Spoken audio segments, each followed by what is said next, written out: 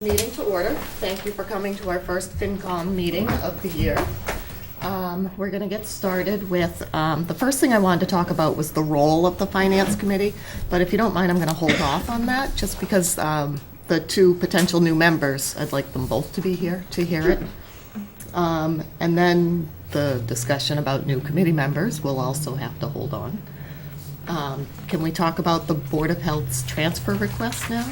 We can, although John's gonna be here doing his budget, so you might wanna ask him questions, but I can answer them if you'd like to, it's your choice.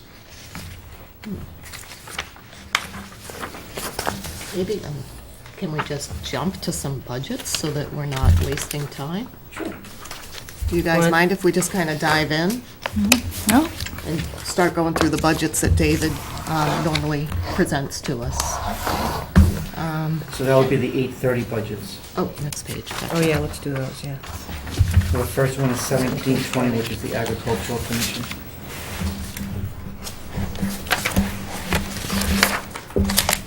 I believe that's $600.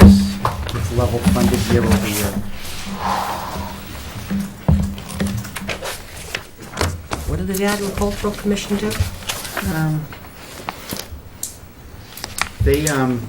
It's an appointed board of the Board of Selectmen, and basically their mission is to stay within the scope of us being a right to farm community. Whatever is important to them from that standpoint, from being a historically agricultural community is the mission that they take up. Dave, I know you may touch on this later, but I want to ask the difference between level funding and level services and whether it changes year to year generally. Sure. So level funding means that if they were given $600 last year, then we are recommending only $600 again. Level services means that last year they needed $600 to do something. This year they're requesting $700. That doesn't mean that they're actually they didn't buy something, they didn't hire someone. It just means that their expenses went up. So therefore, it is a level services budget. They're still going to do the same job, but they need more money to do the exact same job. And does that vary year to year, or is it pretty much level funding that we go? It's level services. Anthony Kinahan sent out a request hoping that it was going to be closer to a level funding budget this year. So what we've made an attempt, you'll see that we have some new budget sheets in here, so that when we go through the bigger budgets, you will see that they've been able to identify what they've added that either has gone up in cost or what they are actually adding as a service and what the associated expenses with that. So our mandate is to pretty much follow the level funding or look for justification? Yeah, but it wasn't a real level funding vote because, as Anthony had said at the selectmen's level, contractual obligations obviously Yeah. were excluded. Right, yeah. And there are certain items that, there are just things that you have to add.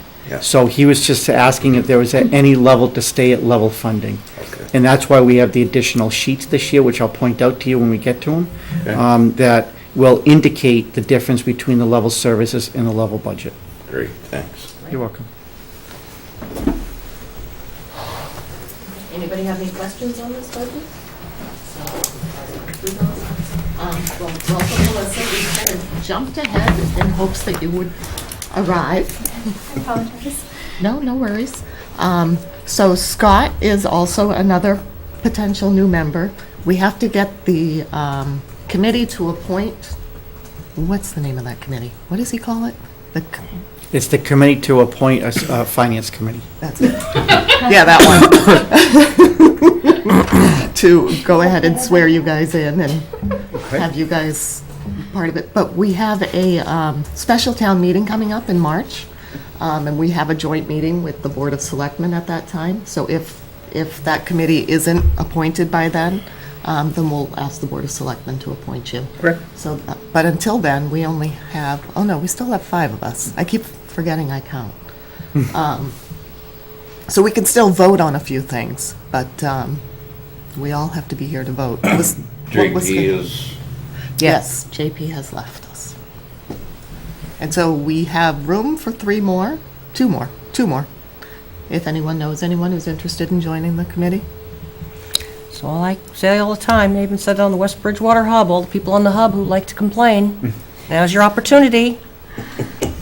And look at the line out the door. No, they'd rather complain. I know. But, so with that being said, the first thing I wanted to discuss tonight was what the role of the Finance Committee is. And as most of you know, we're an advisory board, which is really, really hard for me to stick to, because I really want to change everything that comes in and start slashing the budget, but it's not up to us. We're an advisory board, so we have to look at everything overall.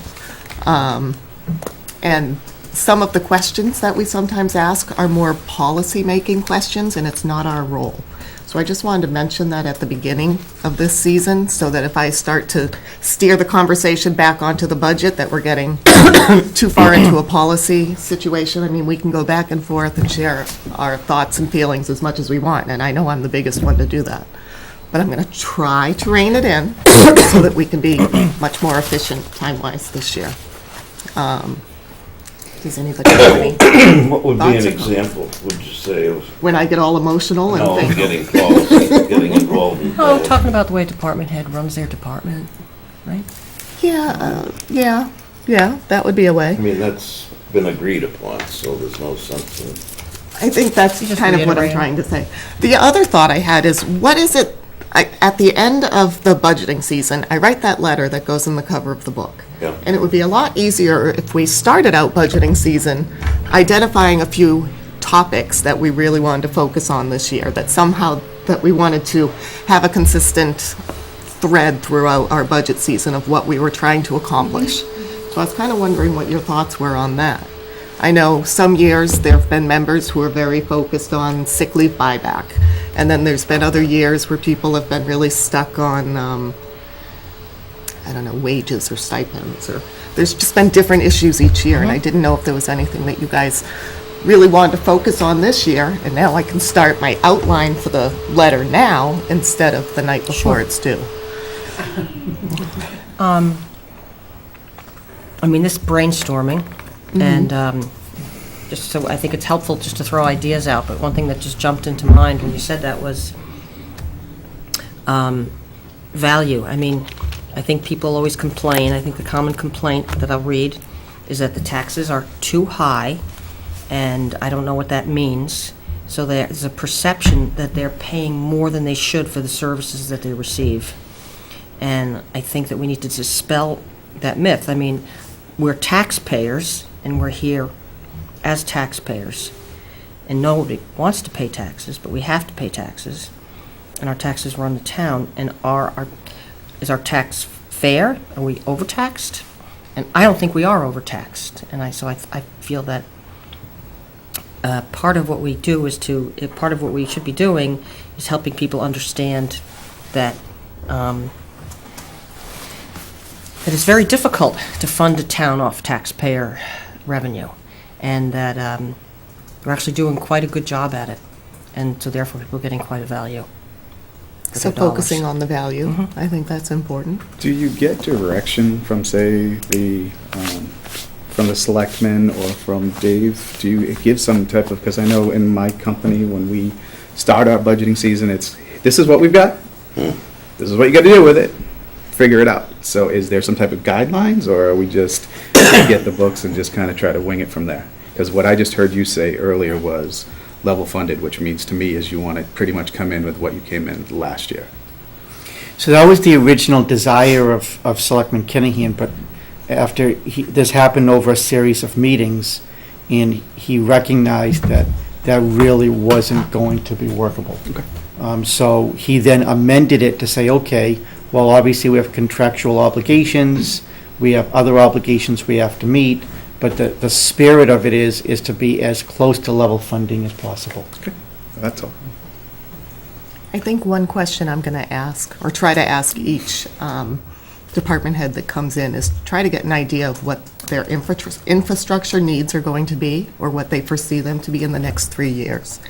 I mean, we all know that our town's growing, but on the flip side, we're all trying to keep these departments just the way they are. We don't want to add any personnel, but I think at some point, we have to look at it realistically and say, listen, we know our town's growing. We have to be able to support all the people that are in this town. What are those needs going to be? And we start planning for it now. I mean, you guys all know, none of this happens overnight.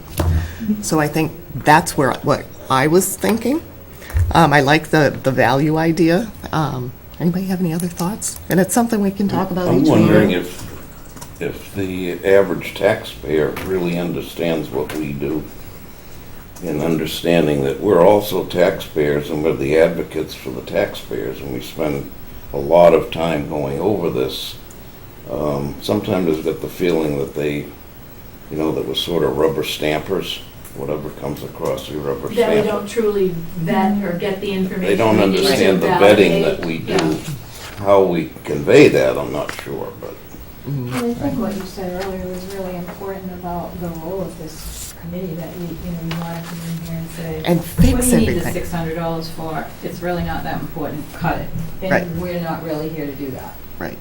So I think that's probably a good message to share, right? Sounds good. All right, let's talk It'll about. evolve over time, Yeah, oh thinking gosh, about it, absolutely. yeah. And I should have emailed this out to everybody, so you could have thought about it No, that's before great now, though, but Meredith. I think that- I think it would help if we streamline kind of what our goal is each budget season, instead of just coming in and going through the budgets and, okay, well, we heard this, heard that, and move on. I think if we try to, I mean, we're not policymakers, we don't make any real decisions, but if we can kind of share our thought process, it might give us a little bit more power in a way. So that was my thought on the role of the Finance Committee. Great. Talking about the new committee members, I mentioned that have to be officially appointed and all that. I hate to put you both on the spot, but can you, Melissa, since, Sure. can you tell us a little bit about you? Sure. So my name's Melissa Burns. My husband, Ryan Burns, grew up here. So even though I wasn't born here, I still consider myself a townie. That's okay. Once you marry one. I know Mary for a few years now. Our girls are in school together, and they're in first grade. I have a son who's 3.5. And I work for Hasbro, the toy company down in Pawtucket, Rhode Island. I am a reliability engineer that works on toys. Oh, I want your job. So it's people think I play with toys all day. Oh, you don't?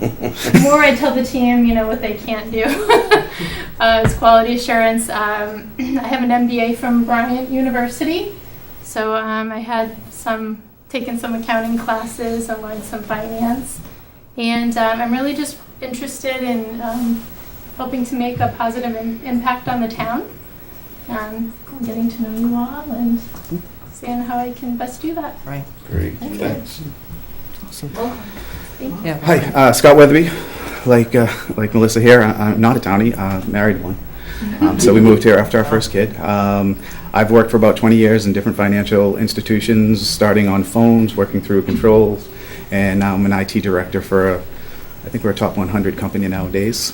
3 kids, 23, 18, and 17. One graduated, one about 2, and one in the next year. Like Meredith, actually not like you, like me. I used to coach a lot, just trying to get some time back to my community. Excuse me. Excellent. Great. Thank you. That's why I'm here. Nice. Welcome to both of you. You're welcome. All right, do we want to take a quick look at the meeting minutes? Wait a minute.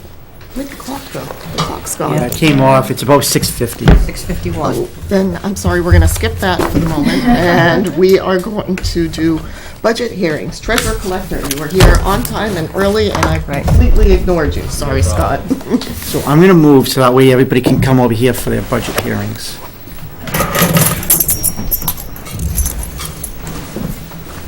And we're flipping to budget 1450.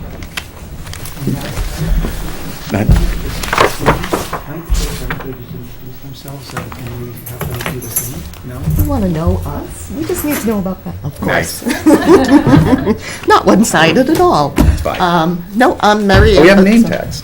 Oh, yeah. Oh, and I forgot, I'm Meredith here. I'm Meredith, I have 3 kids. My husband and I both born, raised, married here, and we're, I'm sure, lifers. Yeah, 3 kids. My daughter and Melissa's daughter are in 1st grade. My twin boys are in pre-K. And, yeah, it's tax season. I'm busy. Jerry? I'm Jerry Screnchey. Got dragged here with my spouse. I'm not a townie either. What's wrong with that picture? I have an MBA from Simmons, and I run a dermatology practice in Wellesley. I'm Cheryl Adams, I'm retired. My husband's parents lived here, and we moved in. After that, been here about 38 years, seen a lot of stuff. I don't have children, we didn't have children, but I've always been interested in volunteering and doing what I can to support my community. I'm a retired banker. I'm Jane Fox. Neither my husband nor myself are from West Bridgewater, so we're There really you go. not townies. We've been here for about 14 years though, and I work in health insurance, in the finance department, been there for 25 years. And so I just wanted to get involved in my town, understand where my tax dollars are going, and see what I could do to help. Mo McCarthy, Morris McCarthy, Mo's my nickname, retired. Career was pretty much around engineering and diagnostic instruments for the healthcare market, and wanted to get involved in, giving back a little bit more. All those busy years when you don't have time and you have kids and so forth, we know that. So,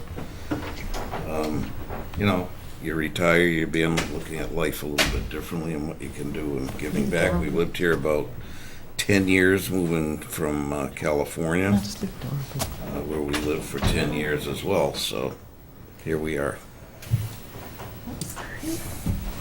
Retired to New England? Hmm? You retired to New England? You retired to New England versus staying out in California? Yeah. From here originally. Okay, well now Oh, when they came that back. makes more sense. All right, yeah. No. Who retires to New England? 6 years, right? I know, plus they're from Antarctica. Okay, thank you for letting us do that. Scott, it's, congratulations on the new appointment. Thank you. You have big shoes to fill, as I'm sure you know. I know. Let's see what's going on. So let's talk about the changes. Sorry, we're starting on budget 1450.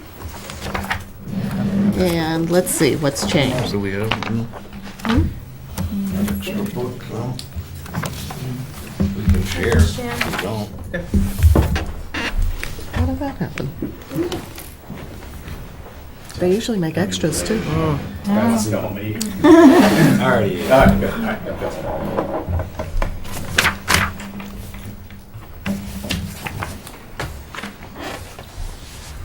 Well, Dave runs around. Yeah. Right, You can let's, probably, you can look Yeah. on. Absolutely. Yeah. Yeah. Absolutely. So it looks like the appointed official has gone down. I'm assuming that's you.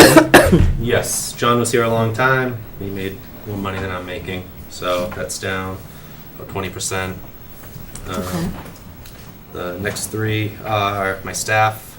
They're all getting 2.5% raises based on the SPIA union. Maureen's also getting a bump up. It'll be her 20th year, so she'll be going up to step 8. Everything else is level funded. So the longevity that went down, is that went down yours? 'cause- Yeah, so Is that- John had longer. Because you've been here. Yeah, How long 7 years. Is it 7? Yeah. Okay. So his was that much higher. All right. The only thing I was looking at adding into was going to be 5241 for equipment maintenance, which is the postage meter. I had someone come out a couple months ago, and it's kind of on its last legs. It's going to be about $800 more a year in the service contract. I was looking for $500 because there's a little room in it, but There's a little room in that line item. It looks like last year it was 3547. There was one, I looked at what it was. There was one, like, $1,500 expense in there last year. Oh, What's okay. that, the postage meter? The equipment maintenance, Yeah, 5241. Yeah, what is that in parentheses? Postage Postage meter. meter. Postage meter, okay. Yeah, so it's, that line does the postage meter and our printer. And then John It's had. not for all the postage, though. See, it's No, not just me. there's just the rental of the Yeah. machine itself. So we've had that machine since before I got here. It's just starting to go. Yeah, I bet it is.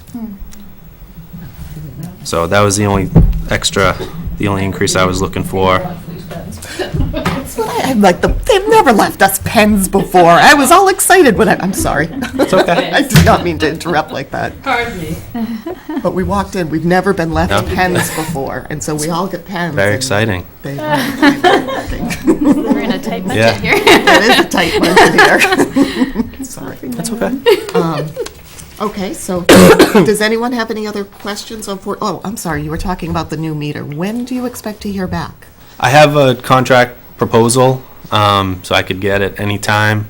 They were waiting, I got it in the end of January. He said February, the rates might go up a couple %. But, so I already have the contract proposal from them. Okay. Have you checked with other companies as well? We're not tied into any certain company, are we? No, we've been using Neopost. There's only 2 or 3 options out Yeah, there. there's Yeah. Neopost and Pitney Pitney Bowes. that's Bowes, about it. Yeah, that's the only other one. So Neopost has been fine for us. And if I remember, doesn't your office handles all the postage for the whole town, isn't it? Or the whole town hall, maybe? We do all the paperwork for it. And we don't allocate it back out. Is that right? No, there's postage on another line, Yeah. 5345. Now, is that just Right. for your department? That's just our department. Wait, Oh, no, I thought it was. no, that's the postage. whole postage line. Yeah, I think it's the postage. That's the whole town? No, town No. hall. Town hall. That wouldn't be the schools. No, the schools No. would have their No. own. Yeah. So it would be every department except the town hall. No, I mean, that's because no, of the schools. every department has their own line.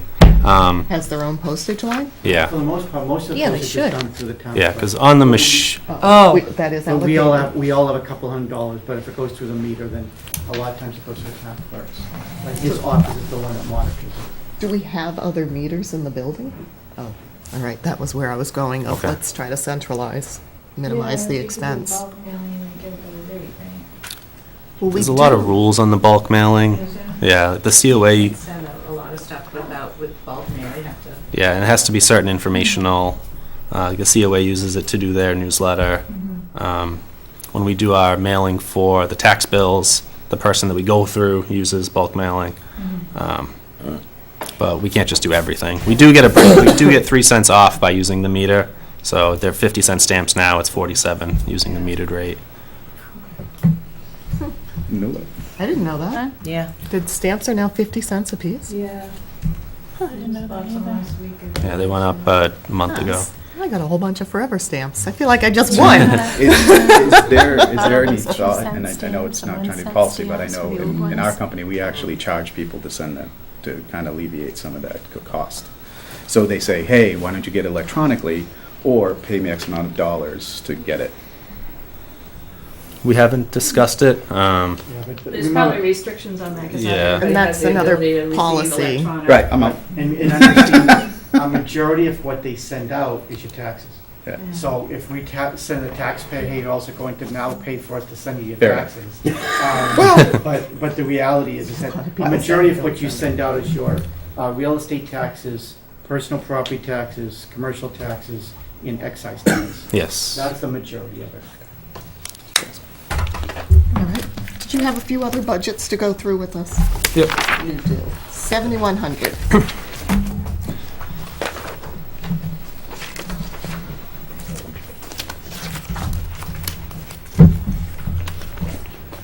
Assuming nobody else had any questions. Sorry, I just kind of threw that on you. So now we're talking about, this is the principal portion of the outstanding debt. Yep. Is that right? Yes. Oh, and the page underneath shows all the, this is the principal outstanding. 7,100. 700, thank you. Except that water. Oh, thank you. Sorry I don't know about why that. I it's missed down that. there, but it is.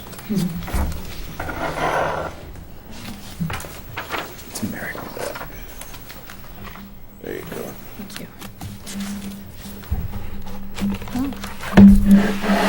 So 5901 is going up because back in October, we bonded some short-term money we had taken out. It was $5 million that was added onto the school. Oh, it was taken out as short-term and you converted it to long-term? Yes. Okay. So that's why that's here now. When we originally got approved for the school money, it was 62 million.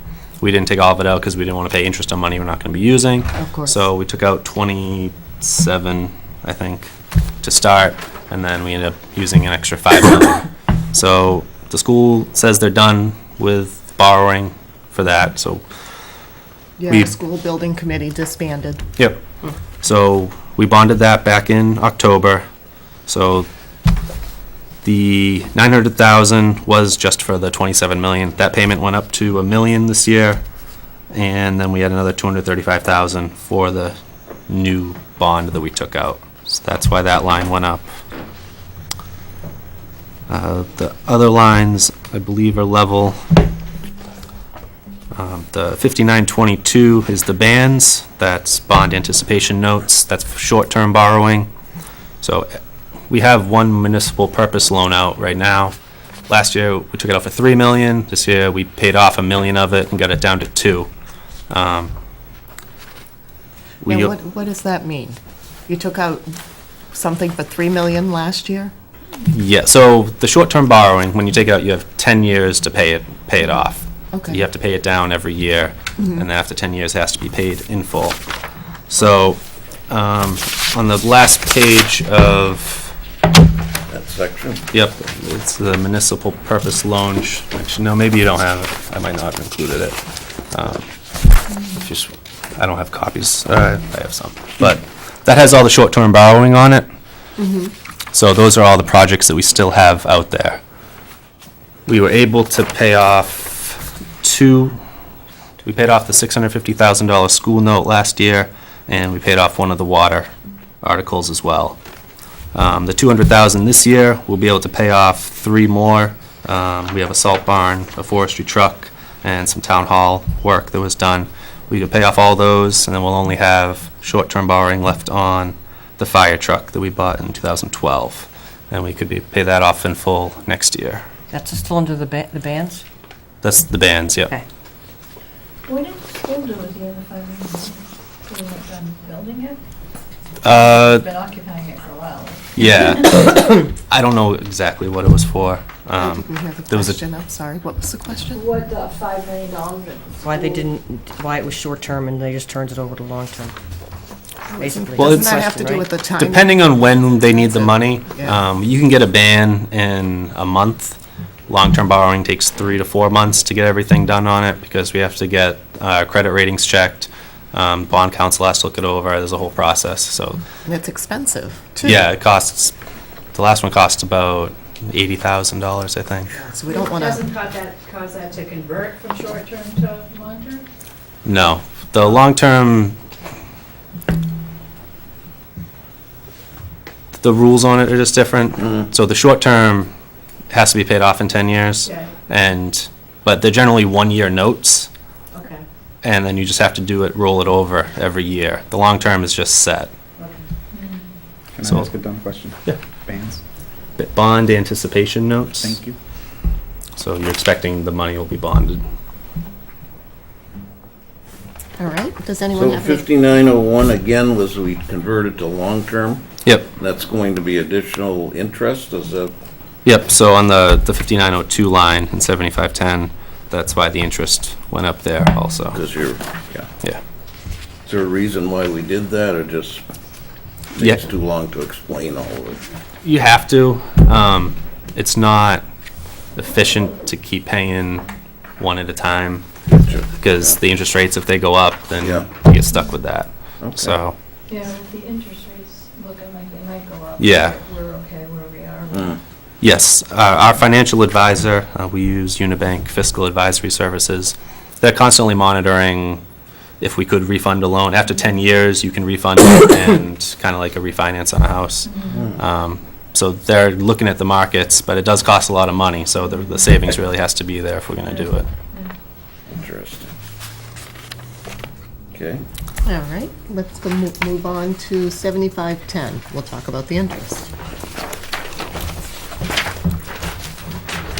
So as you just mentioned, that first line is the interest on the school. So that went up from 910 to 1,041,041, and that's just the new interest from the new borrowing, the new bond. Do you know what the rate is that loan is under? Yes.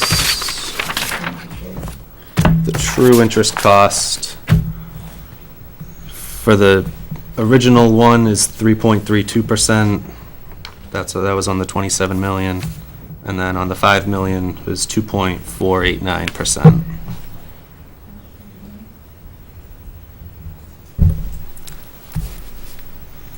So then I have level funded all the other interest payments on there.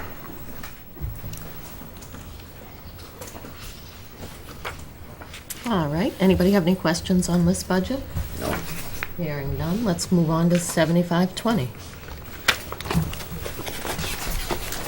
The interest on the short-term debt. Now, this is the interest on the bands. Yep. Yeah. Now, it looks like the past few years, it's been fairly minimal, but then this past year, it's up to almost 45,000. What happened during this, oh, wait a minute, that's the current. We're only halfway through the year. We use that to pay on that school note. On the short-term borrowing. John had to budget last year before we had the amounts. So he had estimated, I think, like 105,000. So he had extra money there to pay off what were going to be the financial costs of it. And then there was some money in a school line too. So that's why we've already made payments on that school line. I don't understand what you, because we're 6 months through this current fiscal year. Yep. You've budgeted, or John budgeted 50,000, you've already spent 45,000. There was money in two different places to pay off what we were the costs of the bonding. So where it came out of didn't really matter to me.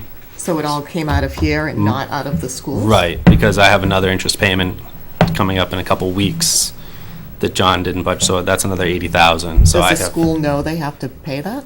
Or that it's I- coming out of their budget? yes. Oh, okay. Yeah, like, so all the school spending is done, so this money is just there for borrowing costs. Okay. Theirs isn't a bottom line budget like ours? It's not a 5,000 line item. I don't have what the line is here with me. So are we saying that this, we budgeted 50 last year for this year, and then we've already spent 45, so is Yeah. that it for the year, or are you gonna have, is this gonna be 90 by the end of, No, July? I don't need to overspend that line. Oh, okay. But you just said there's still one more payment. Yes, but there's that other line that the school line has.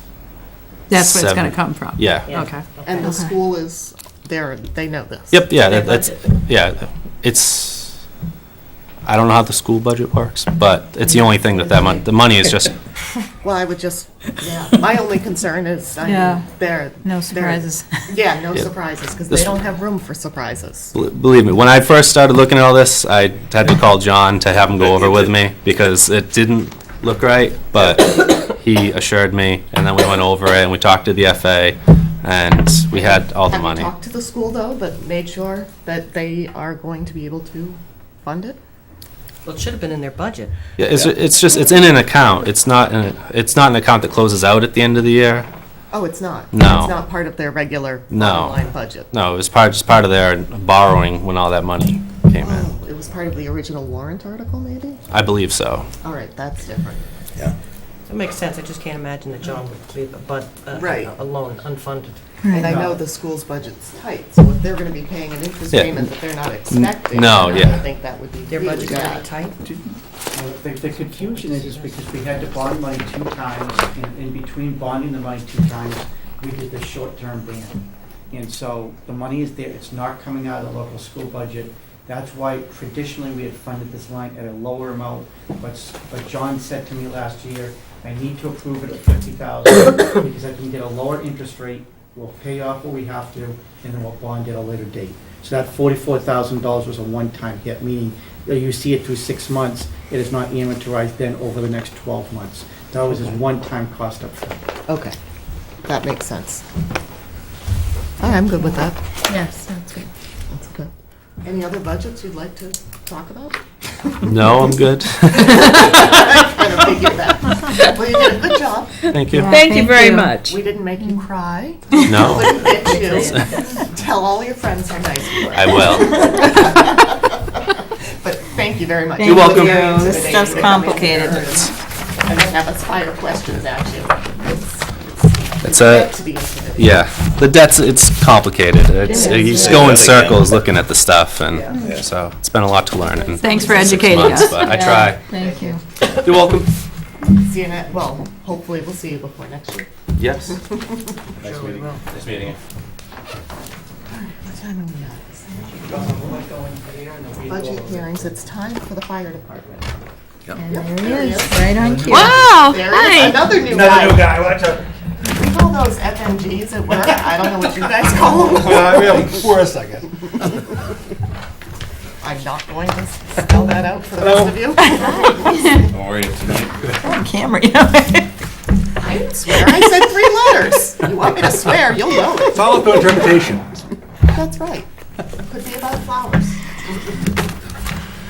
How are you? Excellent. How are you enjoying the? So far, so good. My Not hands quitting full. today, that's Not good. quitting, no. A few months? 2 months, almost 2 months. Had my hands full, but we're getting through. Good. What are you talking about? Piece of cake. Yeah. All right, we're talking about budget 2,200.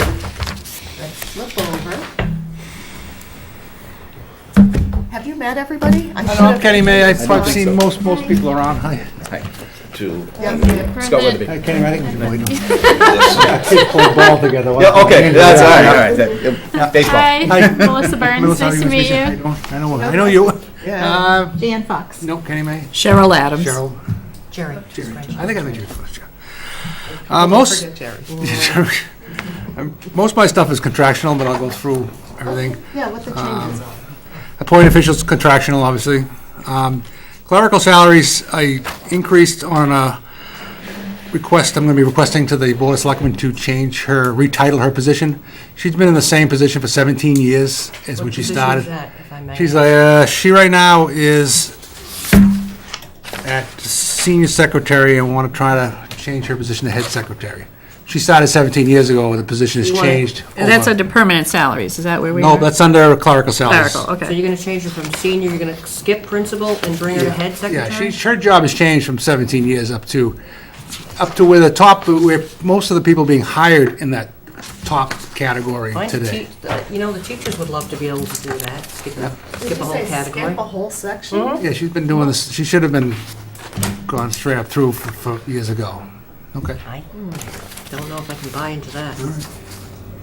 Yeah, skipping 2 steps, I have a hard time. Skipping one step. Da- One David, step I could understand. Skipping one you know what, step. David gave us all of these, which everybody should have a copy of. Yeah. It would be Where are helpful. they? Well, no, you asked me for right before Yeah. the meeting, so So I I think just you and I have it. Yeah. can make copies. So it's Yeah, all- I think that would be helpful. What is This that? is the secretarial step. Could you explain Describing- maybe some of the roles Yeah. that's changed in that time? Well, when she started 17 years ago, it was the initial start of any type of secretarial service department. Basically, she just did basic stuff, note-taking, whatever else she does. But now she does every role that helps. She's administrative systems to me. She does the same job as the police administrative assistants does, who got hired as the top step as head administrative secretary. Speaking to them that over 90% of the clerical staff work under the head administrative position now, and we're hired in that spot. The head secretary step in law, which I'm proposing, there's 1 or 2 employees that work in that spot. Nobody works in the principal, and then Dawn's the lowest paid down here, and has been here for 17 years. And up to the former chief has never pressed the issue of getting her moved up. Nor did she. Nor did she. Right. we Well, I don't- think we don't speak she that. has We asked, only know what the That's I department. think true. she has asked over the years the chief to No, bring I it take up. that back. And I don't think he's pushed very hard to get her forward.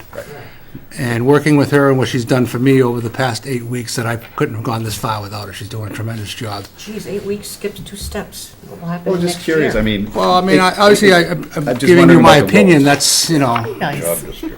Right, you know.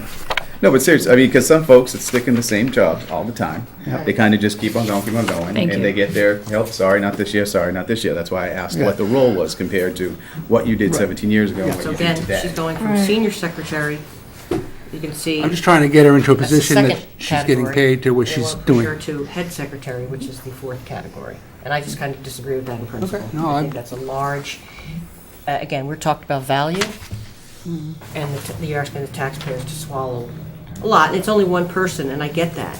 I do get that, it's only one person. But the whole, Now, it if- sets a precedent. You're That it's exactly. okay for Now, everybody if I was to to walk in say, here and if ask I, to to go by precedent of the town right now, of hiring, if I say, all right, Dawn, I'm gonna let you go, and I'm gonna rehire in that position, town precedent is to hire people into that head administrative secretary position now, because that's where they're being hired. The police secretary was hired as head administrative secretary in the top position. Well, I'm not sure we can go down that path, Uh-huh. because you But- can't really compare apples to apples. But what I am stuck But on is that this you. person's been in the same spot for 17 years. And when you see all your secretary colleagues around town are all being elevated and you're not, I mean, talking about value, what about flipping to the other side? We want to make sure the employees are taken care of too. So on principle, I'm stuck with jumping 2 categories. I kind of have an issue with, but I hear you with, someone's been there 17 years. You want to make sure they're valued, especially seeing how much they're helping you right now. Right. I think to jump two whole sections, though, with having only been working together in this capacity for 8 weeks might be a little premature. So I'm sorry, you're saying she's going from a senior secretary to a head administrative No. secretary? No. No, to Head a head secretary. secretary. Okay, I just want to make sure I understood that. So it's a 15% hike? Is that what we're saying? Yeah, but it was $4,000 something. I assume there's a job description for each of these positions. We can get it from the. Yeah, I think it's in the contract, isn't it? Contract. The So- clerical contract. Yeah, so there's And additional I'm sure if I bring responsibilities and. that all out there, that she'd probably be in the job description of even higher. Yeah, I was going to say, have you done that kind of? That, I'm sure, but, and that's the case, if I pull that out, I'm pretty sure that she's gonna fall into the head administrative secretary for what she does. It's unfortunate it's gone this long. You're right, so Yeah, that's, I mean, it she's been here for 17 years, and she's the lowest paid Yeah. clerical staff in the town. We don't want anyone to get frustrated. I mean, it's hard enough. Well, yeah, I mean, you could argue that she's been underpaid for a while, right? Right, If I mean- she's really doing the work She's doing of the this work of- position, Sounds like it. right? But like we talked about at the beginning of the meeting, we Yeah. don't set policy, we're Right. just talking about the numbers. Right. So let's get back to the numbers for now. Okay. Going down to labor, nothing there. Permanent salaries increased, is that all That's, contractual? we could 2.5% raise, then there is I have 5-step increases this year for firefighters moving up steps. And also, the deputy's rate is different than mine was, because he's a paramedic deputy where I was an intermediate deputy, so there's 4% difference in there. So between the contractual raises, step raises, and the difference in pays, that's what the salaries come out to be.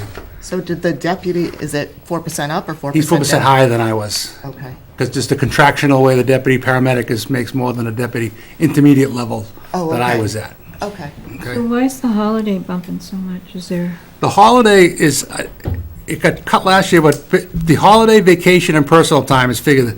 I run 4-man shifts all the time. Contractually, each firefighter gets 12 paid holidays, X amount of vacation time, vacation nights, and X amount of personal hours. All those added up and multiplied, simple math, by an average of overtime rate of the department, it works out to be.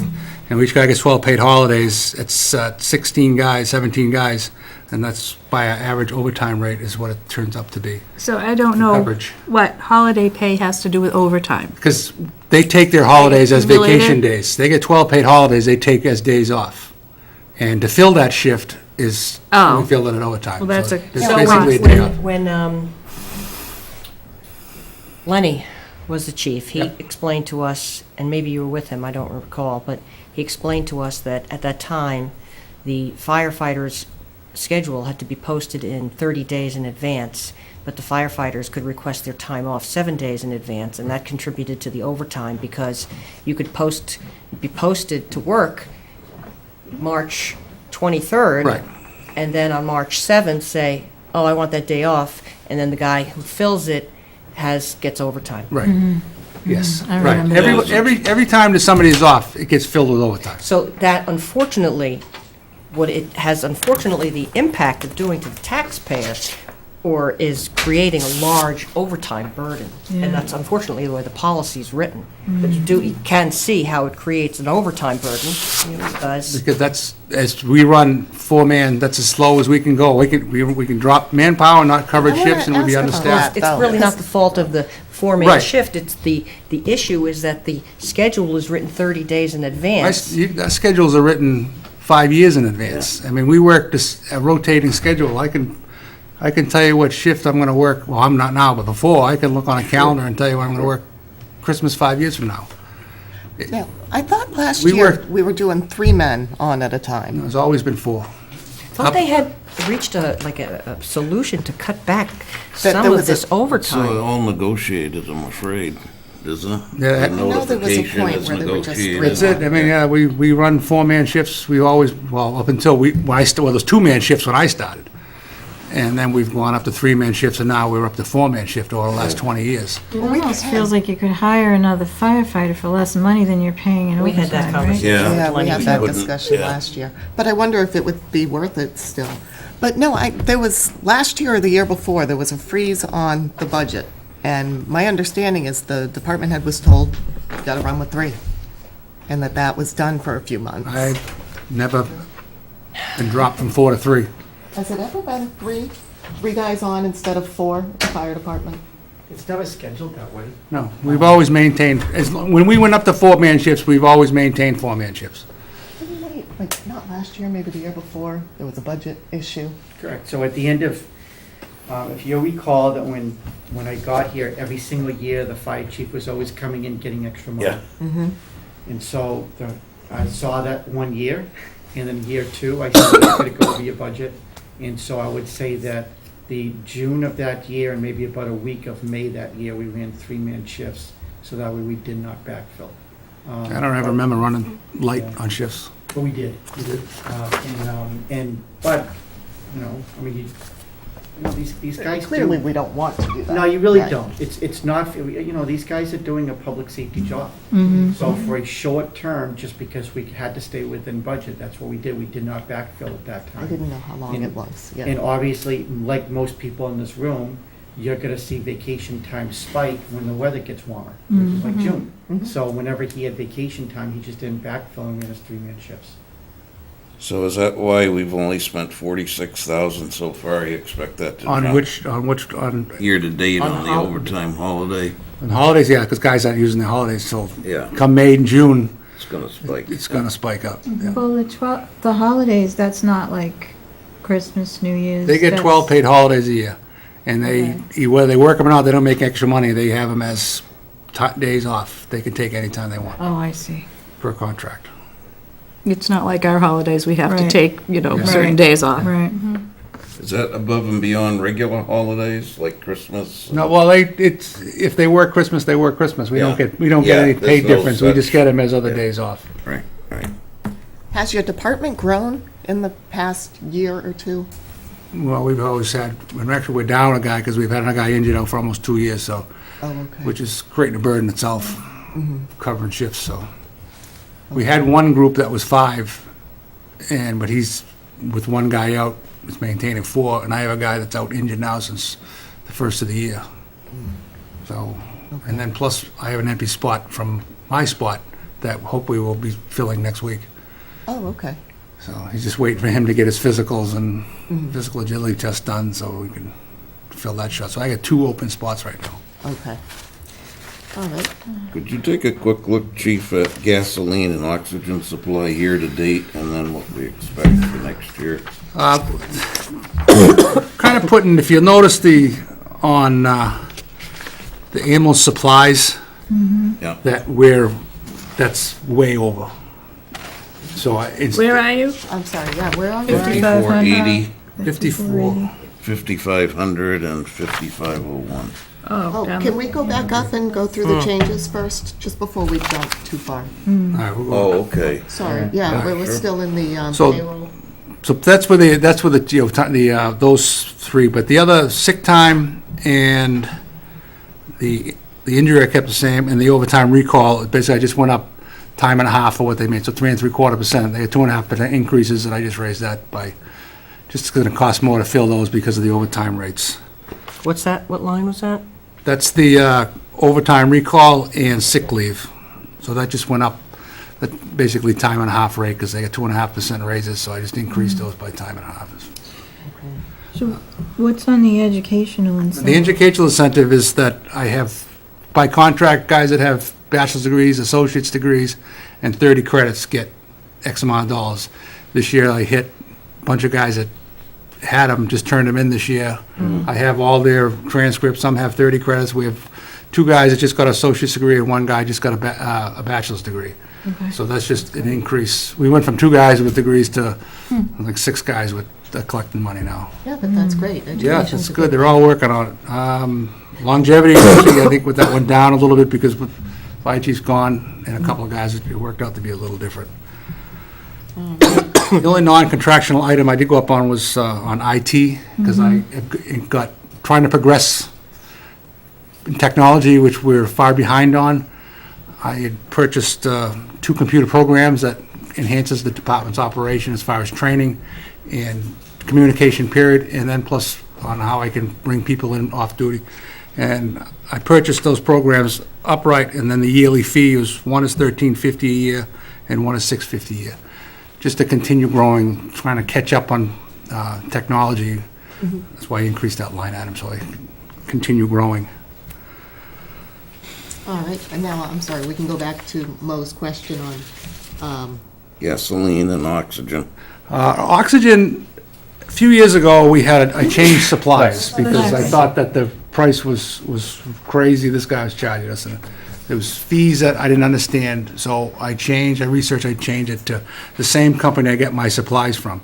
But if you notice that my ambulance supply budget is hammered because it's just the cost of supplies, so I just kind of, you put those two together, and I was gonna change it and just almost eliminate the oxygen supply budget, but that's, I just take that, put them together to pay for the oxygen, for the ambulance supplies, because that's still not gonna be enough.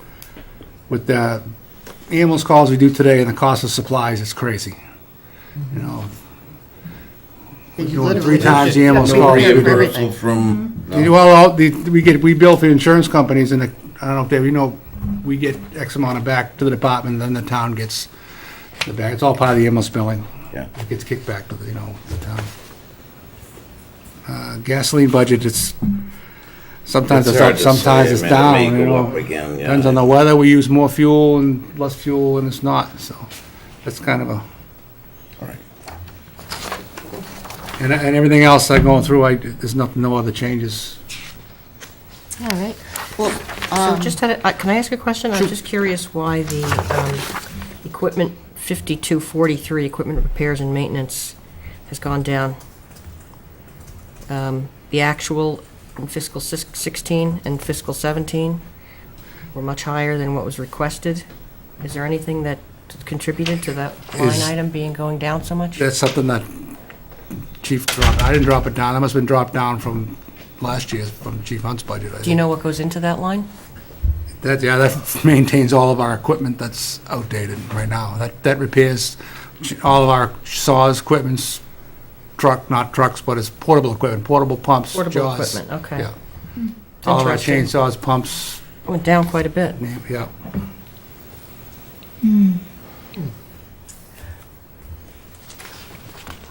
all right, and one thing I wanted to ask each department head this year was, the town's growing. Yep. What sort of infrastructure needs do you foresee over the next 3 years?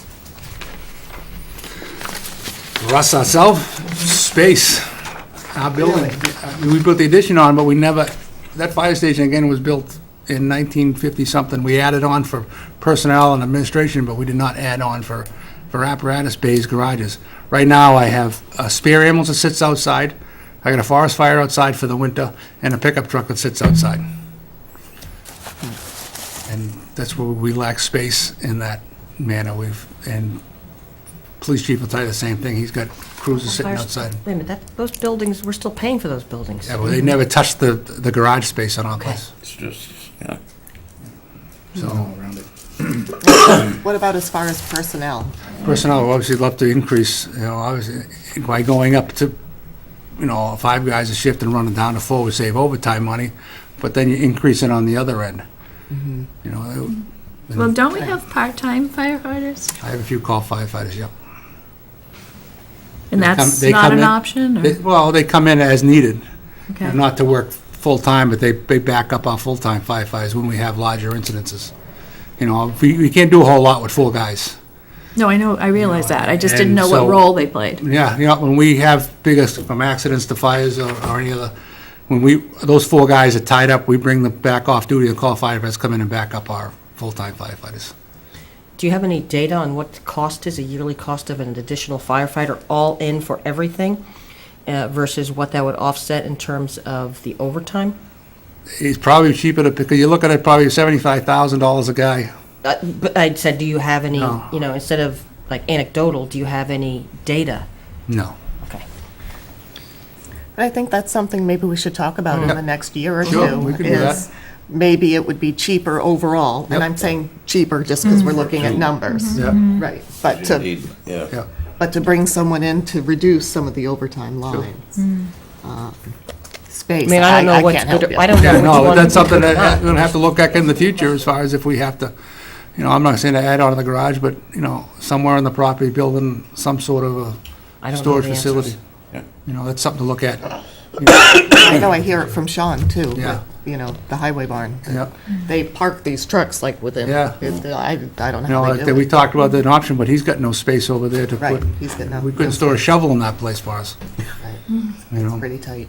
How Can't many build an underground fires and accidents do you respond to in a given year, on average? Well, I do about 2,500 calls a year, between ambulance calls, accidents, Route 24, our own fires, and it's just overwhelming. Yeah, that's a lot. Now, when the police chief was here last year, he talked to us about a dispatch center. Yes. And that it sounded like it would be kind of a centralized Yep. location. They're or that working, that's the yeah, we're thought. working on a grant Oh, right good. now to do. That's music to my ears, We're working on a Grant. grant to do a regional dispatch center at the police station. Now, Regional, regional what does that mean? being, Being Bridgewater, West Bridgewater, East Bridgewater, police and fire all be together. run out of here. Yeah, Don't we already? that's in the early applying stages. Oh, And down the road, that would help out as far as 106 would calling have to people be back in bigger, by off wouldn't duty. 'Cause right now, it's difficult. When we empty the It'd just be station, we gotta dispatch, kinda it call wouldn't be- everybody back. Oh, There's yeah, no you're real right. great system to get our station covered. Yeah. But if we had somebody that could dispatching someone that's manning our radios all the times and telephone, it would be a lot easier for us to Absolutely, minimize callback stuff. yeah. Well, that's good. I'm glad that's still moving forward. Yeah. You guys are working together on that. Good. Does anyone have any other questions for the chief? Thank you. All right, thank you. Thank you. Very much. Thank Good to you. meet everybody. Nice to meet you, too. Which one? Oh, sorry. Okay. He went to go get John, and I went, nope, other John. No, I'm not till 8:10. Those Johns, huh?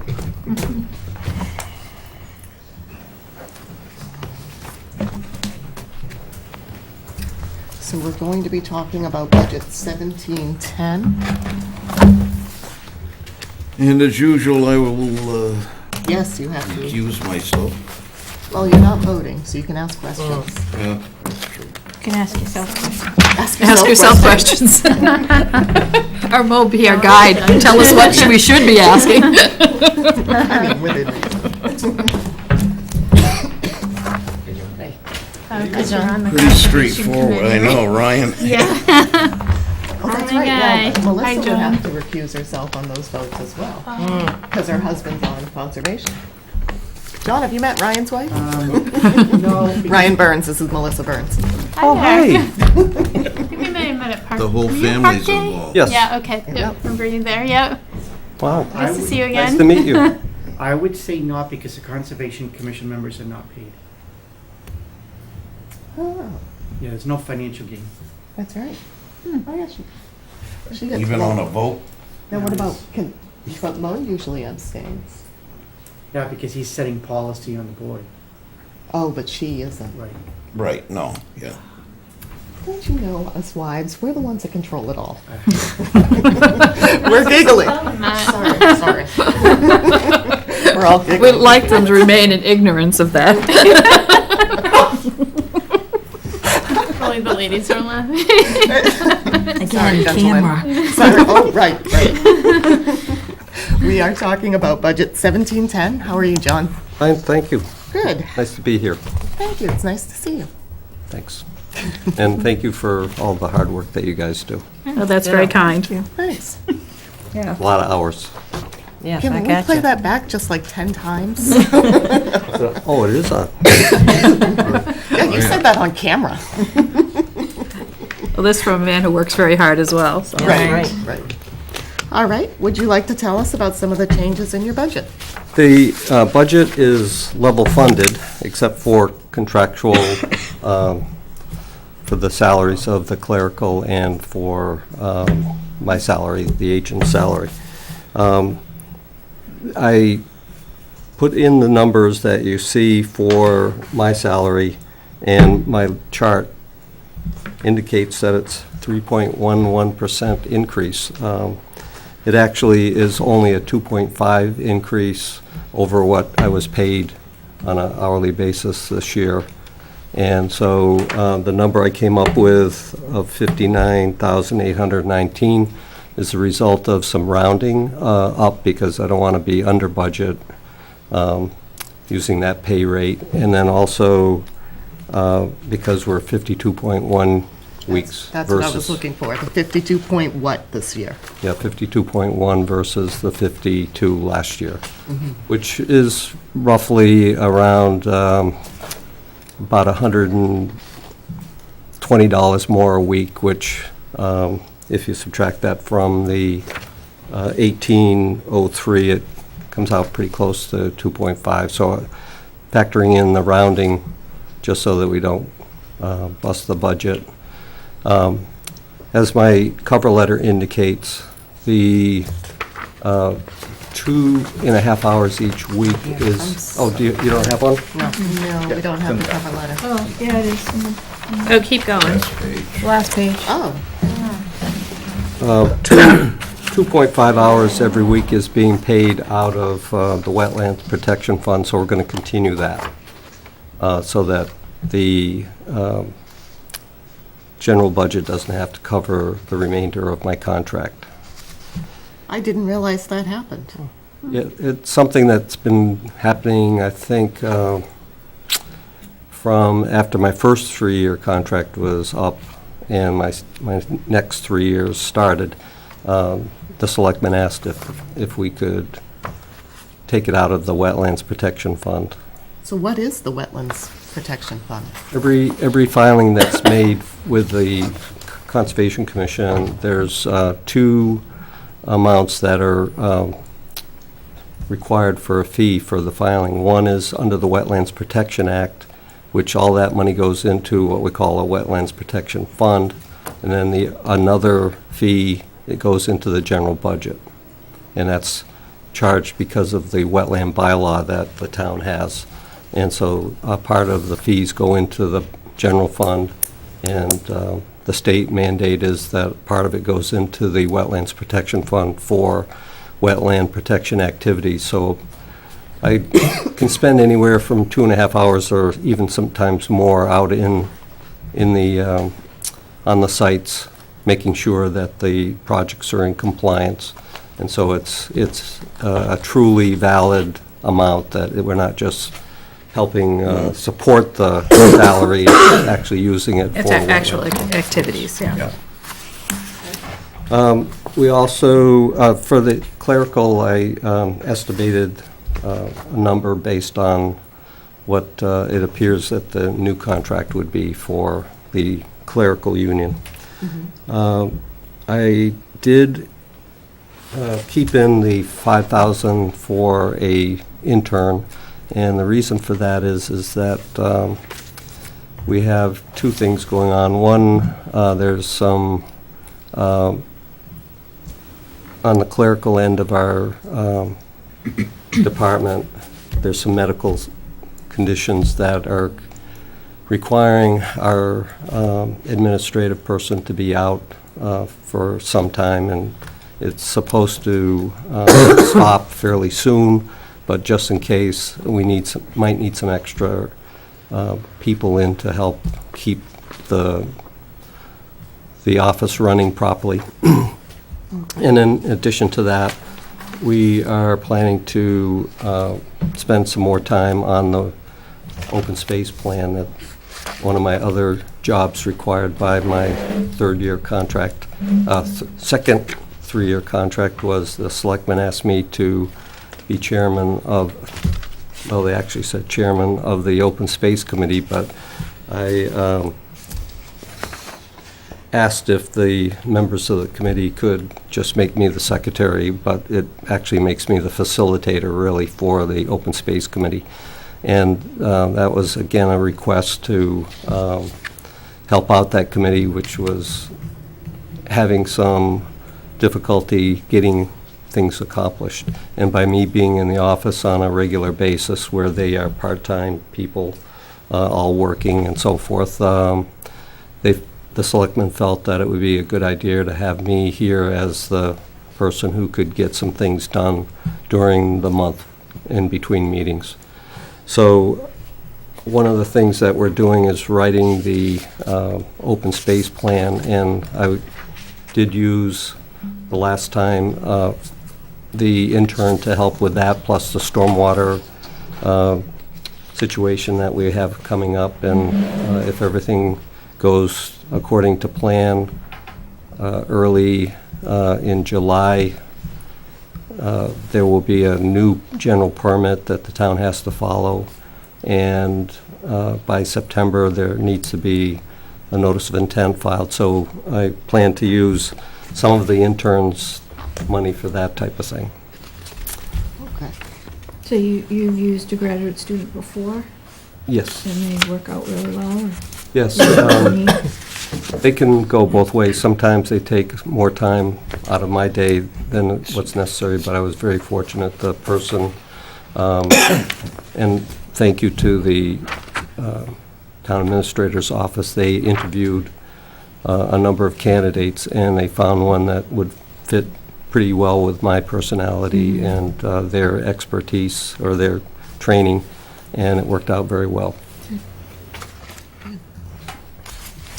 So I believe that's about it. I think we'll be able to provide, even with some of the medical situation that we have, I think we can provide a level service or keep the service, what we're doing right now, without increasing. All right, now what do you foresee in the next three years? Say, looking out 3 years, what do you think your department will need that you don't presently have? If anything. Or what will be the demands that you have to meet? Because, I mean, this is coming from, the town is growing, and we haven't really invested a lot in the infrastructure. We've been maintaining the same size departments, but, you know, with the growth of the town, I would expect eventually there's going to need to be some growth within the operations. Do you see it affecting your department at all, the growth of the town? I do. I think that for the next year at least, we should be all right, but I can picture that beyond that, we might need a clerical person in the office so that the office has someone that's clerical a good part of the week. Right Isn't that now, what your secretary does now? she works 2 days a week, and I work basically the other 3 days. When we're in there together, which is on Tuesday, we're able to keep the communication going so that one hand knows what the other hand is doing. But I think what we really need to have is, if we get an additional person in the future, we would have maybe fewer hours every day of the week, instead of just 2 long days for a clerical person. And that, at this point, is not what the person in that position wants to do. She basically wants those 2 days, and that's it, and no more. It's working, and I think we're fine for this next year, but as you asked, maybe in the future, this is something that the department might want to ask for, is maybe the situation could be such that we won't have the current clerical person working, and maybe somebody new would be coming in, or we'd be transitioning from current clerical person with another part-time person who would then step in and do the role of the administrative person. So that's kind of a dream type of thing that I can see. Everything else, maybe with some of the objectives of the town for stormwater, I might need to put in some more hours. And so in this next 2 years or so, maybe I might be adding some more, or asking to add some more hours. But that's about it. I think the department is able to keep up with what's coming in. I do have a lot of experience, so I can usually do the reviews for the Conservation Commission fairly efficiently without having to spend hours at it, so I'm able to keep up with that. And again, I don't want to toot my own horn, but that does help in keeping the amount of staff. A lot of conservation departments would have a field person going out and doing that part, and then another person inside to answer the questions that seem to come across the emails every day, the telephone calls every day, and the people that just walk in. I'm really amazed at how many people do that. The first couple of years that I worked for the town, I was a consultant. I was not an employee. And so I had a sign on the door that said, appointment only, call this number. I left my cell phone so that anybody could reach me at any time, weekends, evenings. And I probably could count on one hand the number of calls that came in. And Really? Yeah, and then the days... No, I visited with you one afternoon. That door kept open. Everybody comes to see you.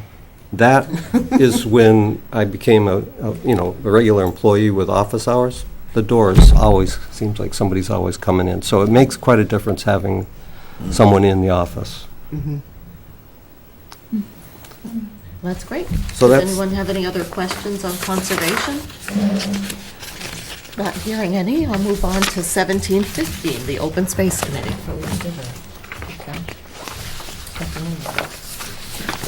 Yeah, this one looks flat to last year. Open space is exactly the same as last year. Anything new? Yeah, I do. Yeah. Same question for the Open Space Committee. I got chipped. She didn't get a printout. She got a nice cover page.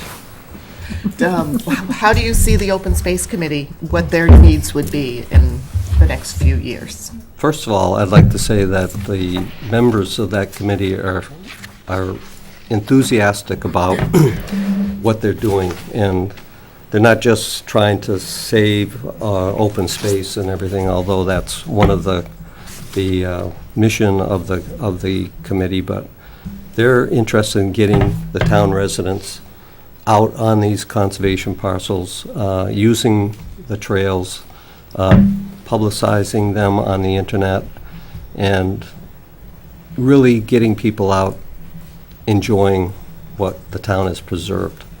And they are holding events periodically during the year. They went from having the whole summer off to meeting every month of the year. They show up at these functions, and everybody chips in. So it's a pleasure working with people that really want to do these open space projects. And I think to dream in the future, I think what would probably be best for them is maybe adding some more time and money to educational programs.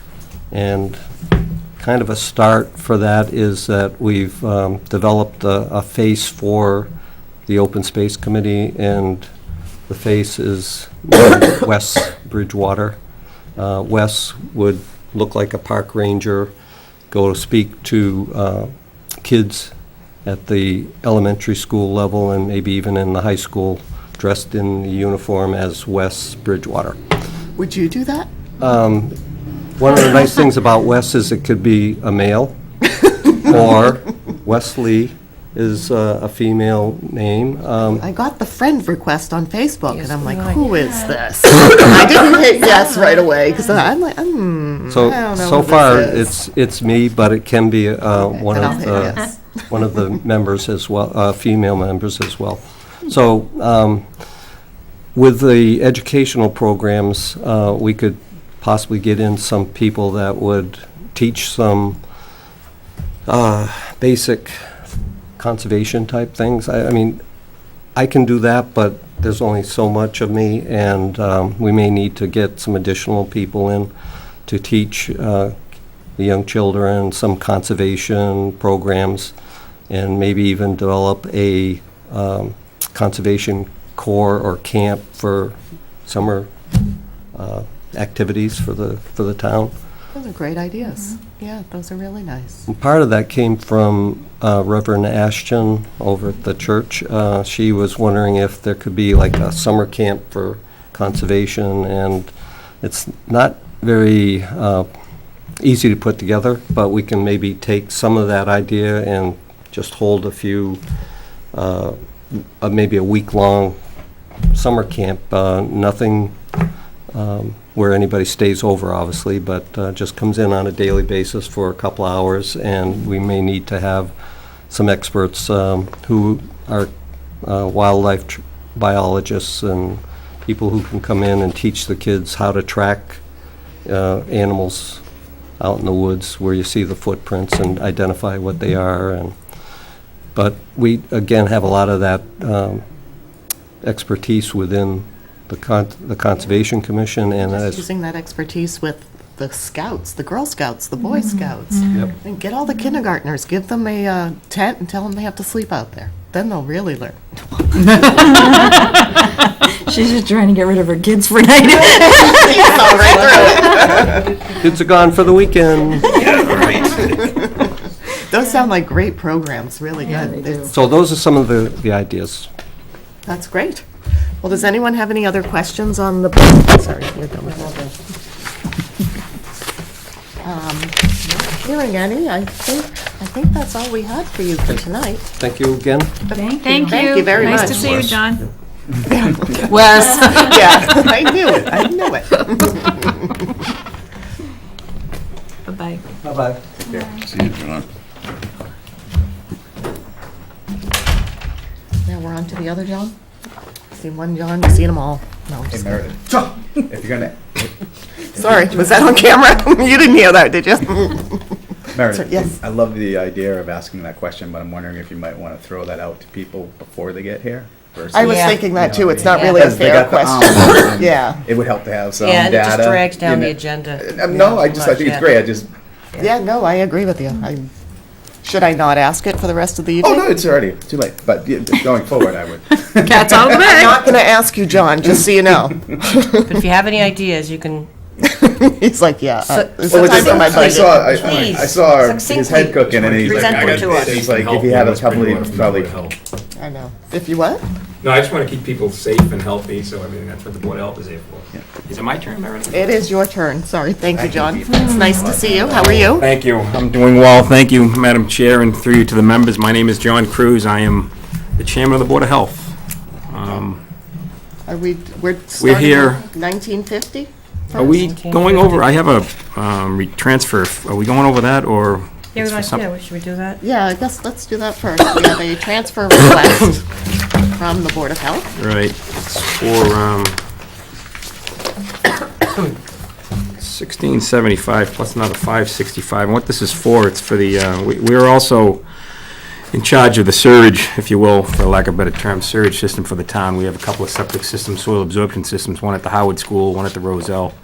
And the system at the Howard School takes pretty much all of the municipal buildings on that part of town, the high school, the Spring Street School, library, police station, fire station. And we had an issue with some of the pumps and the floats. So this started over the summer where the alarms would be going off. Well, we, through trial and error, Art Cabral, our review engineer, is also our person that handles the pumping systems with reports. We came to the conclusion that some floats had to be replaced. So initially, we sent out a contractor out there. One of the pumps was messed up. It was spinning around in its base, and it was causing the floats to be all, they were pumping when they were pumping when they shouldn't have been pumping, and they weren't pumping when they should have. So to make a long story short, we had to repair that. Just to let you know, I mean, you talk about the long term, this is something that we have to look at long term. The Roselle, the Howard School field, I think is about 10 years old, 9 to 10. Sounds about right. The field is in good shape. We have an alternator device on it, which sequences the different sections of the field, which is working fine.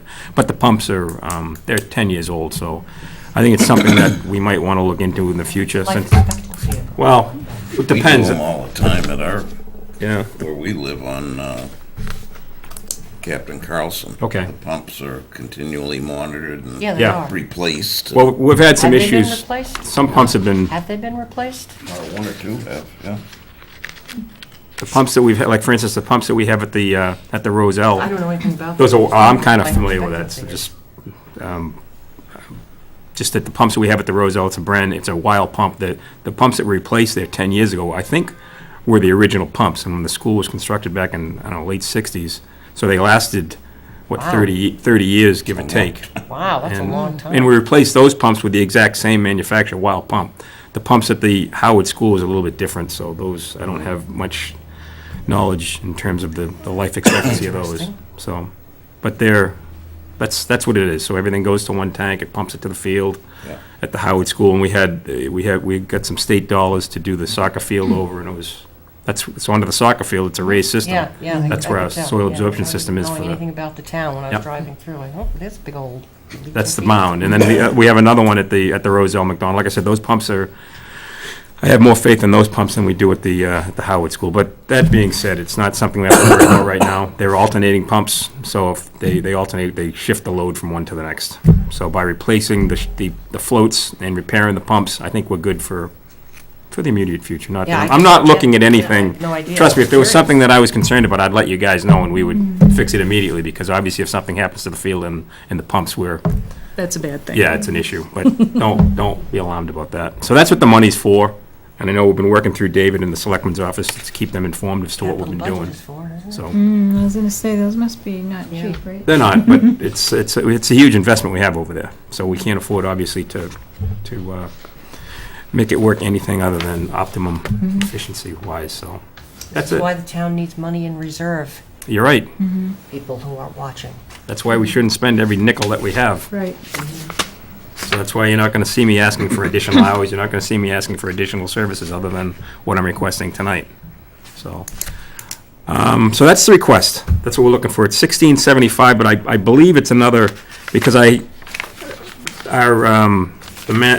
engineer, Art Cabral, the engineer that we have that oversees the fields, he had quite a few hours in there, and there was a Sunday when I was there with him just to trying to diagnose the issue here, so that's what the additional money is for. So are we still, are we on the wastewater? I'm budget? sorry, yeah, it's at transferred, Oh, okay, we're Jerry. talking, okay, all right. so, I'm kind of going All out right, of. would anyone like to make a motion I'll make a motion that we to Second. approve? approve. All Okay. right, all those in favor? Aye. Any opposed? All right, so moved, you get your I $16.75. haven't got it out, Meredith. No, we all get it, Huh? So Meredith. wait for the bill, make a motion. It's a joint venture here, we're all working together for the town. Right. Although you guys putting in a lot of late night hours, and I can appreciate that. It's a burst of speed. So, If you'd like to start off with the wastewater treatment facilities line item, 5110, 1950? 1950, yeah, 1950. Yes. What this budget's all about is that we have a consultant, Cabral is our review engineer for the Board of Health, and also he is the consultant that oversees the pumps, and he charts the gallonage per month, and if it's needed to be reported to the state, it does. We have to maintain a certain level, because if you go over 10,000 gallons, it's a whole different issue in terms of reporting, but we're below that. So it's doubling? Well, it's not really doubling. What we're doing is that we're taking over the school pumping program. There's been issues in the past where sometimes a company would go in there and they would pump out the pump chamber as opposed to the tank that they need to pump out, and by pumping out the pump chamber, it could cause the pump to become airbound, and then it's an issue where the pumps don't work properly. So the Board of Health decided to take over that aspect of the annual pumping of the tanks, to make sure that we can have our health agent over there to make sure that the pumps are pumped out properly and sufficiently to get everything out. So That's the reason. So this that is we're doing it. It's a transfer from. Okay, so from the schools to school's us. not going to pay for it, you're going to pay for it? Correct. Okay. So we should see a corresponding decrease? Yes. In the school? Okay. But that's a number that we receive from them. So I'm hoping that it comes in $3,000, because there's no money in that line item at all, other than the money that we have for our consultant. So if it's over, we'll just have to deal with that accordingly. But like I said, that's the number that they gave us, and we worked together in good So that's, faith. the school isn't gonna pay for that anymore? Correct. So the school, don't you think the school should be paying for it? I mean, That's- that's a question to the. I finance think the committee. Board of Health should oversee it. I think the Board of Health should oversee it. Oversee it? Absolutely, I agree with that. Well, or I should say the wastewater committee, which is Absolutely, I part of it. agree with that. I'm just wondering who ultimately should be paying for that. Should the school department be paying for that out of their budget, is what I'm saying to the committee. I mean, it's in one One hand hand to the and next. the other, so Yep. it's really, it's going to have the same effect on the tax rate. It's It- going to have it the is. same overall effect on the budget when you Well, move it from one to the other. John's point, So when he they feels come that he in- has the expertise to monitor it. Oh, I agree with Yeah. that. I agree with that. So when they come in from the school committee, we'll ask them to point us to that line that should have decreased $3,000 from last year. I see where you're going. You're trouble. It's on TV, they all know. I'm sorry, any budget that reads right to left in a society where we read from left to right, you're set up to fail. I hope mine's left to right. We've been doing pretty good so far for the past 12 years that I've been on the board. So that's that. So I guess, the $3,000 increase in that particular line item is like you said, it's coming from the school department, so you just have to do your checks and balances on that. I agree with you 100%. That you should be overseeing it. How could a professional company come in and pump the wrong? Well, we chamber? use the same company, but it's just, I'd rather have, if Rob's not there, I'm there, so we know what's going on. I mean, I'm very familiar with the pumps and the situation that we have in town. I mean, it's just, that's part of the job. I agree with you. So, goes hand in hand with plumbing.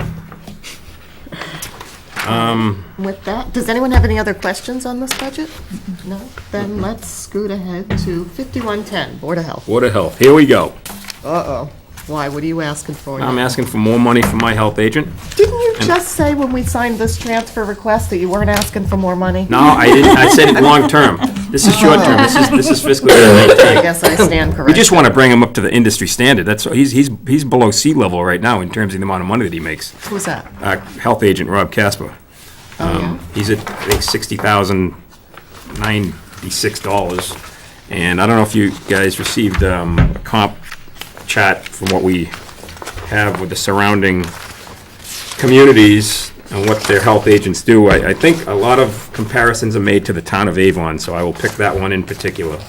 So the town of Avon, similar situation of us. They have 100% septic.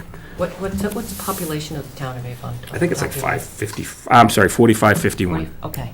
So 4551. it's a little smaller. It's a little smaller, I don't know their commercial, residential breakdown. Right. but it's 100% septic, and that's what we are here. So, I don't know how big it is, how many, yeah, right. yeah, they got that industrial strip How many that goes through. households, et cetera, et cetera. But anyways, it's part of the job of the health agent is to review every perk test. So when we go out there for Title V or any, when a house is bought or sold, it needs to be reviewed, make sure that it conforms to Title V. And, but the reason that we're going for them, if you can look at, do you have that chart in front of you guys? No, we don't have it. They're The both- town of Avon with a population of 4551, they're 100% septic like us. The health agent's salary for fiscal year 17 was $71,760. They have a similar amount of food licenses. They have a few more septic hauler installer licenses than we have. Similar size in terms of services that is offered to the taxpayers of Avon. And like I said, the salary is $71,760. They have a So big these are- industrial park there too, right? No, Avon. Oh, Avon, Avon. sorry about that. So these are the things that inspire large debates at town meeting, is these types of salary changes that we often come up against when we, the fire department was in here earlier, they want to jump. bring her up to par, you want to bring him up to par, and those are the types of things that, and then we get to town meeting, and people get very upset, and I get that. I get both sides. I get their anger, Yep. because, I'm a taxpayer, but I also see that you have to, if you can't pay people. Well, I have my own business, so I'm in the private sector. So I'm coming from the private sector into this. And you have to, especially now, we've got an unemployment rate of, 3.5%, 4%, right? So we're at 100% employment. It's very competitive. If we're looking for something right now to retain the talent that we have, now, Mr. Casper's been here for either 12 or 14 years. We've never had any issues, never had any concerns, never had any callback in terms of something that he might have missed during an inspection. The man is qualified. That being said, he's also had job offers from other towns. Absolutely. In the real world, in the private sector, we want to retain the help that we have. Right. That's what it's all about. So I think by giving him a raise this year, it will satisfy his desires to maybe close his eyes so he doesn't want to move someplace else. If he does move to another location, to another job, we're going to be looking at 70. That's how the game What is. happened with the building inspector? Right. That's that how it happened is. to us, right. That's how it is in the real world. Yeah. And right now, it's hard to get qualified personnel. We all know that. I know that as a business agent, a business owner, and I know that as the chairman of the board, trying to keep our help. So that's pretty much it for the health agent. The other raise that we have, by the way, everything else is level funded, except the three items that I'm mentioning right now. Health agent, like I said, we're going for a 7.72% increase. The clerical salaries is an increase, and that's contractual, negotiated by whoever negotiates contracts. That's a 2.7% increase.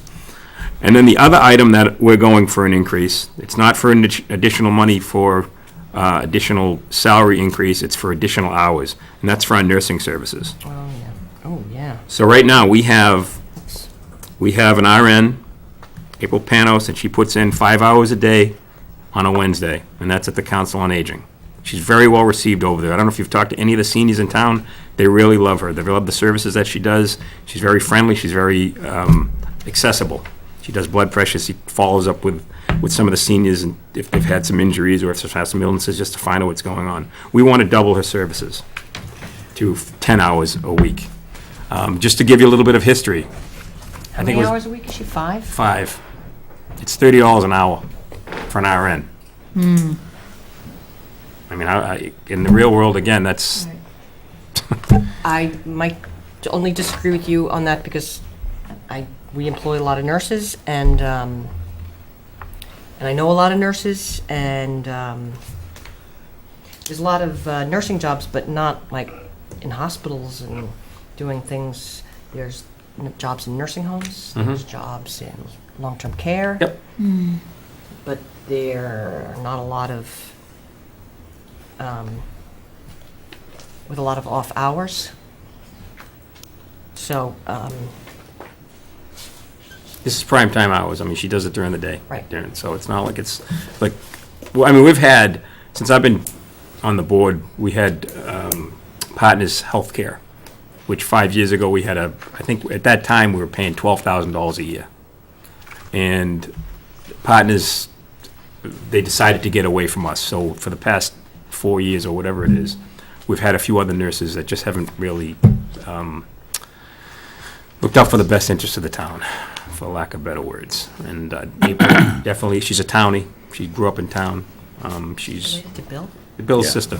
Oh, no kidding. Yeah. Now, is this a demand for more services? Yes. Or she's gonna be doing other things? No, she would be doing, following up with our seniors' medical issues, she'd be doing additional time at the Housing Council on Aging, going to the Housing Authority, that people that can't make it over there. She'd be visiting homes, follow up with like Meals on Wheels and things like that. There's a lot of people that are, just can't leave the house, and they don't really have any active family, so she'll go there to make sure that things are working fine. It's just, you know, So do we have any metrics on how many people use her services? Have we studied that? no. And what the demand is, or, because I know the last few times that you've come in here, the last few years, that's really what we've been stuck on, is getting a better understanding of what is desired, what is needed, what's being provided, and what the shortfall is. It's hard for us to say, sure, add some hours, and not have any idea what's really going on. And I wish I had the information for you, like, there's so many seniors above 62 that require services that this is how many she could, I don't have it. I just know that 5 hours a week for a town of 7,100 people, I don't think it cuts But it. she's not serving 7,100 You're right, people. absolutely right. Right. You're right. 7,100 Absolutely people, right. 2,600 households. She should be able to provide us with a breakdown by reason of visits. And is it the same person every week? Yeah, They they keep must. track They of must that. keep Then track of somebody it. has to get that data, so we We've have asked to be able We to can't make just say, sure, add hours. I mean, we need something to hang our hats Because we have to on. justify it to the town. I'm well aware of that. Yeah, I'm well aware of that. yeah. So if this is Without an the issue, Why metrics. isn't somebody doing their homework? She's only been with us, I think, for a year.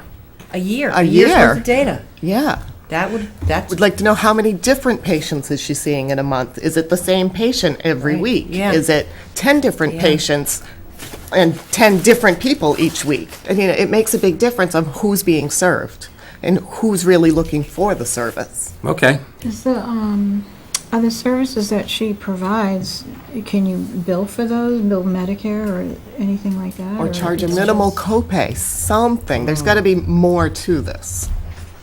Or we need to know more. I don't think we can charge a copay. It's just a thought. I No. mean, I don't Yeah, know right. what we You can know- or can't do. I know that. I understand the information that you want, but we're looking at $5,000, right? No, you're actually looking, you're going from 9,400 to 17,500. And it's not in, $5,000. it's increasing a Sorry, service. $8,000. You're right. Okay.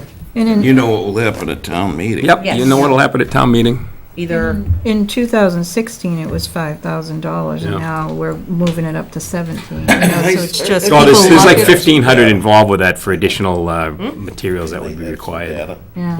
I Is think there a people way to look at get that stuff. some more metrics, Yeah. some more information? Because that is, I know, what we would want to look at. We'll dig some up. We'll get some information to you. I just don't have it with me tonight. Well, that's That's fine. fine. That's fine. It's just the willingness to Yeah, provide I don't wanna that to the vote in people of the anything. town when you're saying, we're going to increase it this amount of money, and this is why. Yeah, Because we have seniors who need this service. right. So, we've looked at it, we've studied it, people are using it, it's essential, this is why it's justified for us to increase this amount of money. You're right. It's not about the dollar value. I No. understand. In a great big budget, what's 5,000? But it's the principle of it. Considering where we would be if we still had Partners Healthcare. So if you figure 12, we're at I think at the peak, we're paying 12,000 a year. So if you factor in cost of living over the past 5 years, who knows what that would be? 15, 16, 17? but it But might we not have been also went, approved. and we went a few You're right. years without providing the service as well. Yeah, And we did. I know, sitting here, we didn't hear about a demand. I mean, I'm not a frequent visitor to the Council on Aging, but I go there a few times a year, and I haven't heard anything. I mean, I don't know if, who's going to speak up, who's going to say it. But, I mean, it's not a discussion that I've heard, that there is a desire for more. Okay. So just I'll get you needing. some information. We'll That's follow it up. what we need. That We'll is get it- we'll get it to absolutely you guys, terrific. That's so you what we can need. make an informed decision. That's all we're asking. And bring it to town meeting. Yes, the data, the information, because you know it's Because going to they go to want the to, they want floor. to know too, the taxpayers want to know. Right. It'll be there. Good. Good. That's terrific. Yes. Does anyone have any other questions on this budget? No? None? No? No? Looks like you're off the hot seat. Well, no, I don't consider this a hot seat. We all have a job to do for the town. You guys are to review my budget along with every other budget in town, and you make the decisions, and what do you think is necessary that affects everybody in town? If she So- had any information on any data that of you know, people coming in looking for a service that we weren't able to provide because she wasn't there, you know, didn't have enough hours, that would be helpful That would be too, interesting right? too, Okay. right. I don't know if she. I'm sure they'll be watching this on TV, and they'll come up with a lot of information that will Well, make sure, push you we've been guys over asking to the for edge. the information Yes, for the absolutely. past few years, so it would be good to see it. You'll get it. Excellent. Terrific. That's on camera. Thank you. We're all on camera. We're bed down. All right, thank you, Thank guys. you. So much. Thank Have you a very good much. evening. You too. Thank you. Thank you. All right, we are on to David. 1 minute, I gotta find my red tablet. Red tablet, that sounds very specific. Can you call temporary, like, adjournment? Yeah, can we recess for a moment, please? Recess? Okay. Take us off TV?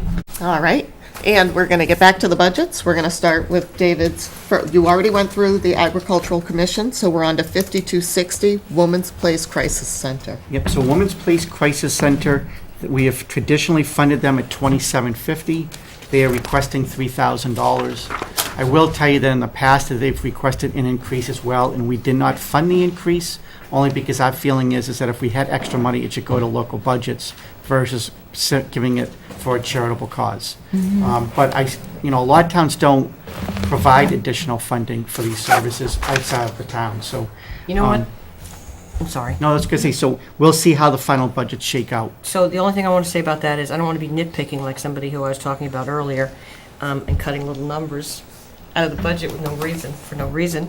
But I did notice that some of the budgets, a predecessor of the Finance Committee, You're going straight to heaven. I did notice that in some of the budgets that, like, meetings and this and that, they were rounded up and they've never been used.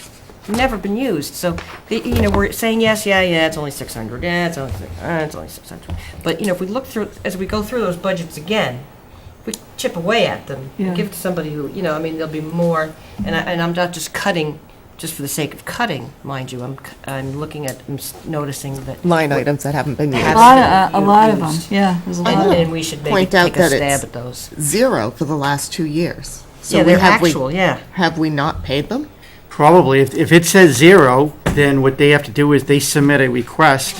However, I will tell you that, I know my office spoke to somebody the other day, so, my guess is that FY '18, they were submitting an invoice. I don't know about 16 and 17. Or there's a letter attached here. Is this Yeah, and on, they send the same letter every year.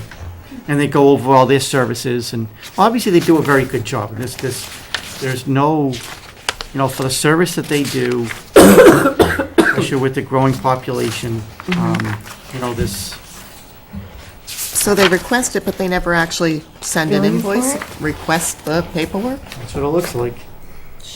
Your contribution of $27.50 last year generously supported our efforts. Oh, okay. Is that what it says? That's what it says in their letter. Because I know we talked about this last year with the Yeah. 4-H one. Because I went back and said, hey, you need to submit that. So hopefully she did. I guess we'll find out. Yeah, so what I would say is look at the positive, is the fact that we don't just pay it without being submitted. There you go. We don't, so, That's good. But can we find out for sure, though, if you wouldn't mind? I mean, if we're saying we're going to pay it and then never actually paying it, That's bad. that's bad. Yeah, Well, yeah, hopefully. But we should I either doubt that would take it out Yeah. or yeah. no, actually I- send them the money. My guess is Right. what's happening is they're sending the request, but they're not actually billing us for it, and if they don't bill us, we're not gonna pay it. Yeah. Right. Because that would be bad, that would be a Yeah, bad practice. Yeah. Because they really didn't need it. Next budget is 5270, which is Boston Area Art. I'm sorry, Brockton. Now, this one's the same thing, zeros. And, They might need some accounting help. You really must have the flu. next budget is Old Colony Hospice, which is 5280. Apparently, they do bill us. And that's level funded at 2,000. And that's some nice letters. And then the last one is 6,600. What is that again? Plymouth County. 6,600. They're the ones that run the 4-H program, the Plymouth County. Oh, there they got the 200. I And they wonder bill us. why. And I will tell you, a It says handful they of, got it. a handful of West They- Bridgewater she asked. students actually use their services. I mean, quite frankly, Yeah, there's it's, a lot of them. from what I can tell, we're lucky that they're only actually requesting $200, because if we have, a couple of dozen kids that go down and use them, that's pretty cheap per head. Yeah, I think most of them are on River Street, South Elm Street. It's cute, they do a good job. Good. With that said, so I'm going to we'll go over to the slides. I'm going to jump over here, just that way I can progress through them. While you're doing that, should we look over the minutes? Sure. Has everyone had a chance to look over the minutes from June 22nd? Oop. Oh, no, we're just accepting them for review. We're not even accepting them. Are they in here somewhere? It was your attached handouts. to my Yeah, they're in agenda. there. Oh, God. Oh, they're in mine. So would anyone like to make a motion to accept the motion? What did I say? For review, I'll make a motion to accept for review the minutes from June 22nd, 2017, and August 17th, 2017. Perfect, thank you. I'll Is there a second it. Thank you. All those in favor? Any opposed? Perfect. Minutes have been accepted for review.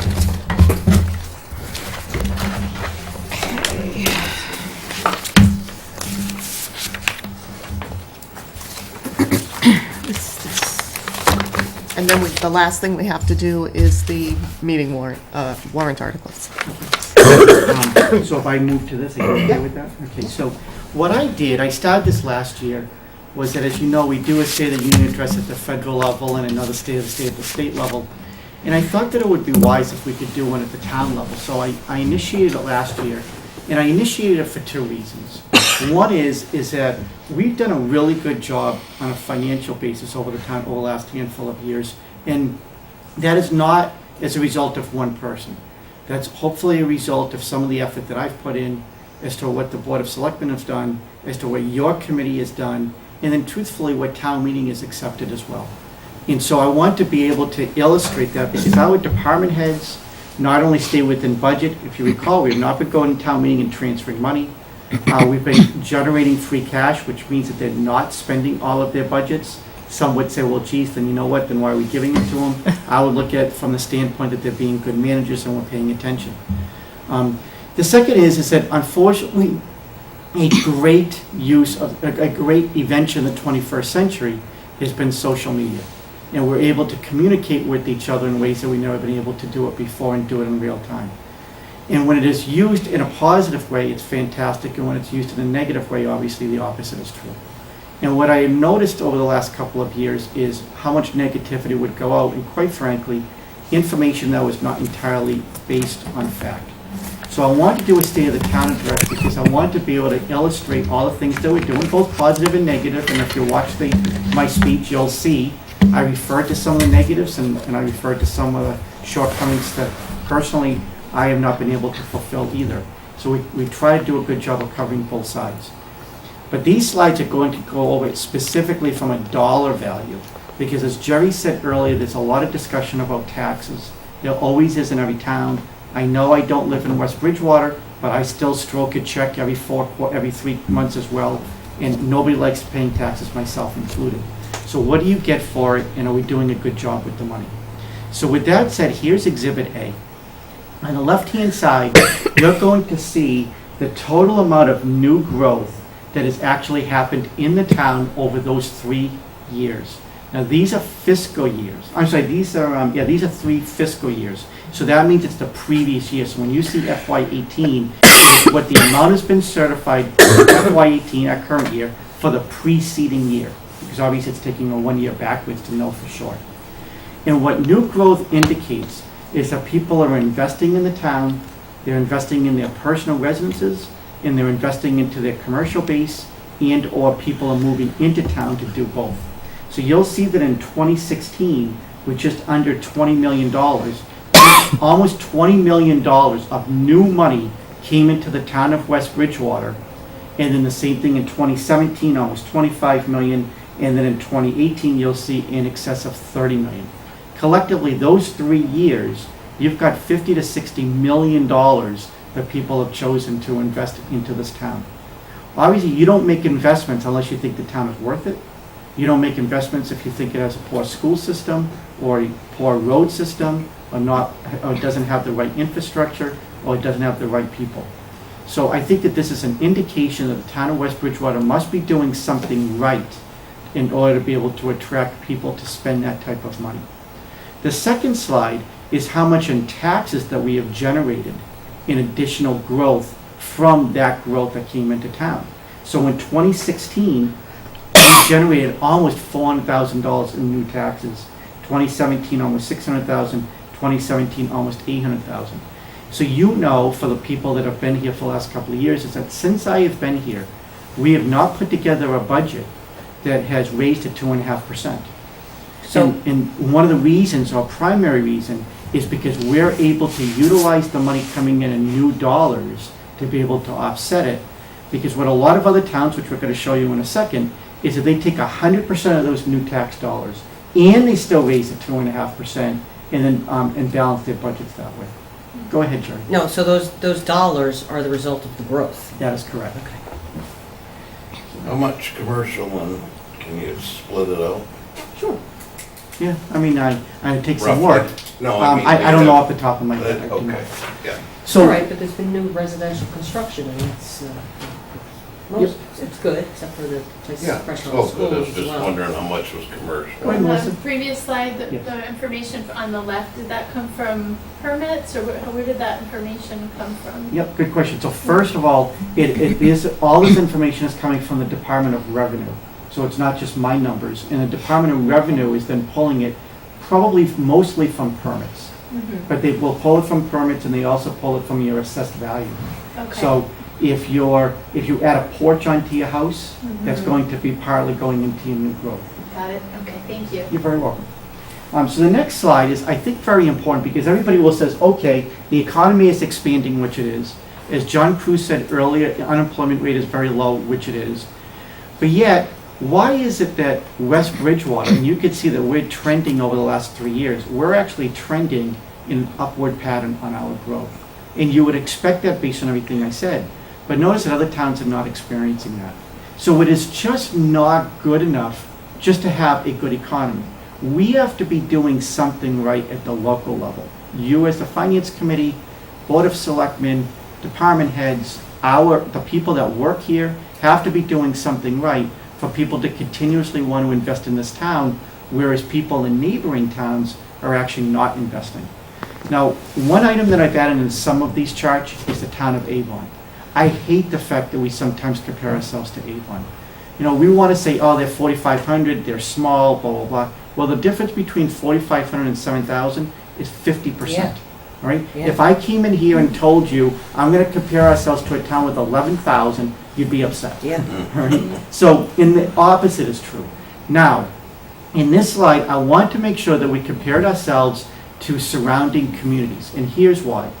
Nobody says, I'm going to buy a home, and I'm going to compare myself to, I'm going to either live in West Bridgewater, or I'm going to live in Air. Right. All right, now Air is, according to the Department of Revenue, one of our like communities. But you don't decide where you're going to live based on the fact they have the same size budget and the same Right. population. It's based on, do they have a good school system? Is it close to work? Is it close to family? So we can compare ourselves to a local area. So when somebody says, I want to live in the Bridgewaters, and I want to live off Route 24, here are your options. And you will see that most other towns are flat or trending down, and we have continued It's to like trend up. Easton's trending up. Yep, Easton is trending up. And obviously that's good Didn't for they have an them. override last year? 2.5? And they did and it failed. Next slide. I want to really illustrate this because again, we want to do real comparisons. And one of my frustrations that I continue to hear is that our commercial tax rate is too high. And again, nobody likes paying taxes. And our commercial tax rate went down this past year along with our residential rate. It's just around $28 per thousand. So again, we talked just a moment ago is that when you buy a home, what do you determine, or what is one of your determinations as to where you're going to live? Well, when you're going to locate a business, it's the exact same thing. Is it close to somewhere where there's low crime? Is it close to something with a major highway and some other determining factors? So I said, let's take a look at Route 24. We all know that that basically allows us to be able to connect Boston to South Coast, Fall River in particular. So if we take every single city or town along Route 24, and we say, okay, a business says, I want to locate on the Route 24 corridor, and I'm going to pay taxes, where do we rank? Now, would we like to rank low? Of course we would. But if you look at the number of towns there, we're still, I think, doing pretty well in comparison to the other ones. And the second thing to keep in mind is that out of all those towns to the left of us, we have the lowest population. So with lower population, we always are going to have to slide a little bit more onto commercial. If we had the population of Bridgewater or Easton or Stoughton, we would probably even be lower on our commercial side, but we just don't have the population to be able to do it. So with a low population, knowing that we are competing with all these other cities and towns, all the way from the north of 24 straight down to Fall River, I think we more than hold our own. We have we have a very competitive tax rate, and it is not an impediment. We know it's not an impediment based on this slide, and we know it's not an impediment based on the new growth slide that we showed a little while ago. I understand what you're saying and where you're coming from, and it makes a really good argument. But I can also see why people are saying the commercial tax rate is high. Because if you look at Bridgewater, they're right next to us. Easton's right next to us. I mean, we're surrounded by two of the Yeah, but look at lowest. Brockton. Yeah, but he was just saying, but look at their population size. They are able to make it up because of their people. Yeah. Yeah, Right? no, I I'm mean, saying think I I've heard understand tonight it. more I times can that understand we don't others. like paying taxes. I don't mind paying taxes as long as I get something for it. Yeah. No, it's an excellent point, because I made that the State of the Town address.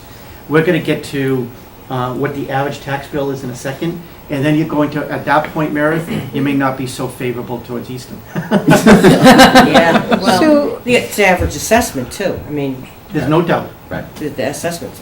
Yes, I Jan? see Bridgewater's really low. Does that have anything to do with the fact that they have the college? Does the college? The college doesn't in pay any taxes. way Yeah. help College them, is a or- nonprofit. So they don't pay anything? Don't they get state Um, funding yep. for both for the prison and for the school? Correct. So it's not entirely, Yeah. so let me make sure I say the right thing. When you have state-owned land, you do receive something. It's what they call a pilot payment in lieu of taxes, and the state will fund you. It's on a graduating slide because, quite frankly, it's a matter of however much money they have at the end of the year. So they will appropriate the funds.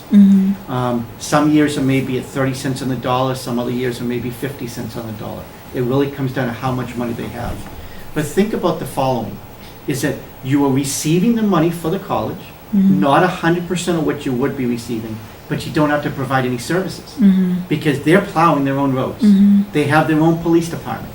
If they take care, the only time that the city or the town of Bridgewater is going to show up there is if their local police can handle a situation, or if there was a fire. Right. But other than that, they handle all of their own services. So at some level, it's a big benefit to Bridgewater. Yeah. If I can collect money from you and never have to show up, it's a Right. huge plus. Yeah, that's right, yeah. So, So they do benefit a little bit from that, absolutely. Yeah. And the same thing, obviously, with the prison as well. with the prison, yeah. So, excess levy capacity. Let me explain what this means and where we're at.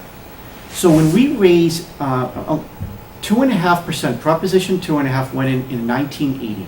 And what that said is that you can raise taxes at 2.5% without having to go for an additional vote, debt override, or a debt exclusion or an override. And if you raise it 2.5% every single year, you will be at your levy capacity, meaning you cannot exceed that number.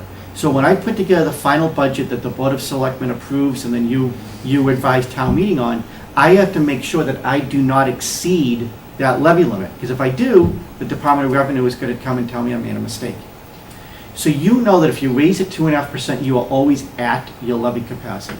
So you will see that in 2014 on the left-hand side, everybody's at their levy capacity. That means that for the previous years and years, they continue to raise every single dollar that they could raise at. The first budget I put together was in 2015, because I started in FY14, these are fiscal years. So in FY15, you can see we start to actually inch up. You actually see us now. you really don't see is in 2014. You can see Brockton stayed well below their levy limit, and you can see Bridgewater, East Bridgewater, and Easton is spending every single dollar they can possibly spend. You'll see that Bridgewater, East Bridgewater, and Easton has continued that trend. Interesting, Brockton for 2 more years was stayed under, and we have continued. There was a little blip there in 2016. I still can't figure out the why, to be honest with you. And then from 2017 and now 2018, we have continued the trend, because as you know, we have budgeted only a 1.5% increase. So 1.5% now leads us about $1.5 million below the levy capacity.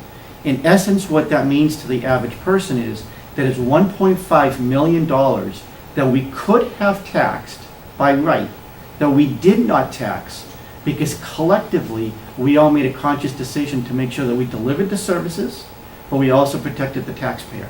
And this chart proves that fact. Now, here's what's interesting. You can only raise it 2.5% every single year to your levy capacity. But if you haven't spent it all, you can raise it by what you haven't already raised plus your 2.5. So in 2018, Brockton not only spent all of their 2.5%, they spent that $2.5 to $3 million in excess. So people in Brockton really got hammered this year with taxes, because it was a double whammy. They brought them up, plus they also taxed at 100% of the levy that they were able to. That they hadn't been taxed on before. That is correct. They did both. So that 2.5%, is that the rate only or a combination of the valuation of the property and the rate? So the 2.5% is your entire levy or your entire tax. So if you had, say, in theory, 10 homes, all 10 homes had $100,000 worth of valuation, that equals $1 million. We could then raise that by 2.5%, and you would divide that by the 10 homes. That's nice, easy math. In real life, obviously, we don't only have 10 homes. They're not only worth the same dollar amount. And so that's why it becomes variable. Yeah. I think sometimes that's confusing to people, so it's good Sure. to... Absolutely. Filters down as a weighted average, though, per house, right? Based It on the does. assessment. It's one of my frustrations, because you'll hear in the State House, they'll say we do not have a progressive tax system at the local level, because we all get charged the exact same residential rate. You can't split it. You can't say, okay, if you have a $500,000 home, your tax rate is going to be higher, and if you have a $500,000 home or less, it's going to be lower. However, the $500,000 home at the same tax rate yields a lot more in taxes, but they don't necessarily use more in services. In fact, data will prove that the more affluent households use less in services. I mean, I don't think that that's a stretch to understand why. So it is certainly progressive based on that. Exhibit D. This is what I wanted to illustrate earlier in our tax bill. This is what our average tax bill is to everybody in town. Now, it does have to obviously do with assessed values as well, but you'll see in Easton, the average tax bill is $7,000. The average home in Easton is about $405,000. The average house in West Bridgewater is $324,000. So there is a $75,000 difference. But for $75,000 difference, they're getting hit by almost $1,400 more in taxes. So my guess is if I put pen to paper on that, I would say we're probably doing a better job based on the valuation. What about Avon and East Bridgewater? So Avon, interesting, their average house is $1,000 more. It's $325 versus $324, and their average tax bill is $80 more per household. Bridgewater, as you can see, has about the exact same taxes as we have, and they have about the same price on the average value of their house. The difference is there's 28,000 people. So as Scott said earlier, with 28,000 people, I don't know how many households, we have 24 to 2,500 based on 7,000. If they have 5,000 households, obviously they just bring in a lot more money at that point. So I think we're actually doing a pretty good job. And again, I don't like comparing us to Avon, but I compared us to Avon because I know other people like to do that. The city of Brockton, their tax rate is actually a little bit lower, but that's because the average house in Brockton is $224,000. Right? You can't almost buy a house for $225,000 in West Bridgewater. If I were to extrapolate that out in Brockton to what our tax rate is, their average tax bill would be higher. So I think, again, I think collectively, we're doing a pretty good job on that. Dave, what about the split between residential and commercial differences? Does that have anything to do with this? Sure, because if we lowered the split on commercial, then the average tax bill would go higher as well. Right. But other than Bridgewater, everybody else has a split tax as well. Okay, thanks. This here goes to what Jerry had mentioned earlier about making sure we had money in the bank.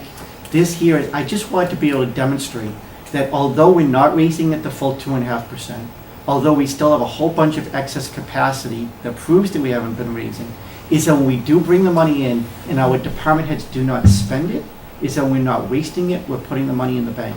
So again, over on the left-hand side, which was fiscal year 2014, our stabilization account, which just to let everybody know, is our rainy day fund, basically our savings bank. We had $11,000. That's that free cash. No, free cash is what's generated. Then you guys were always spending it.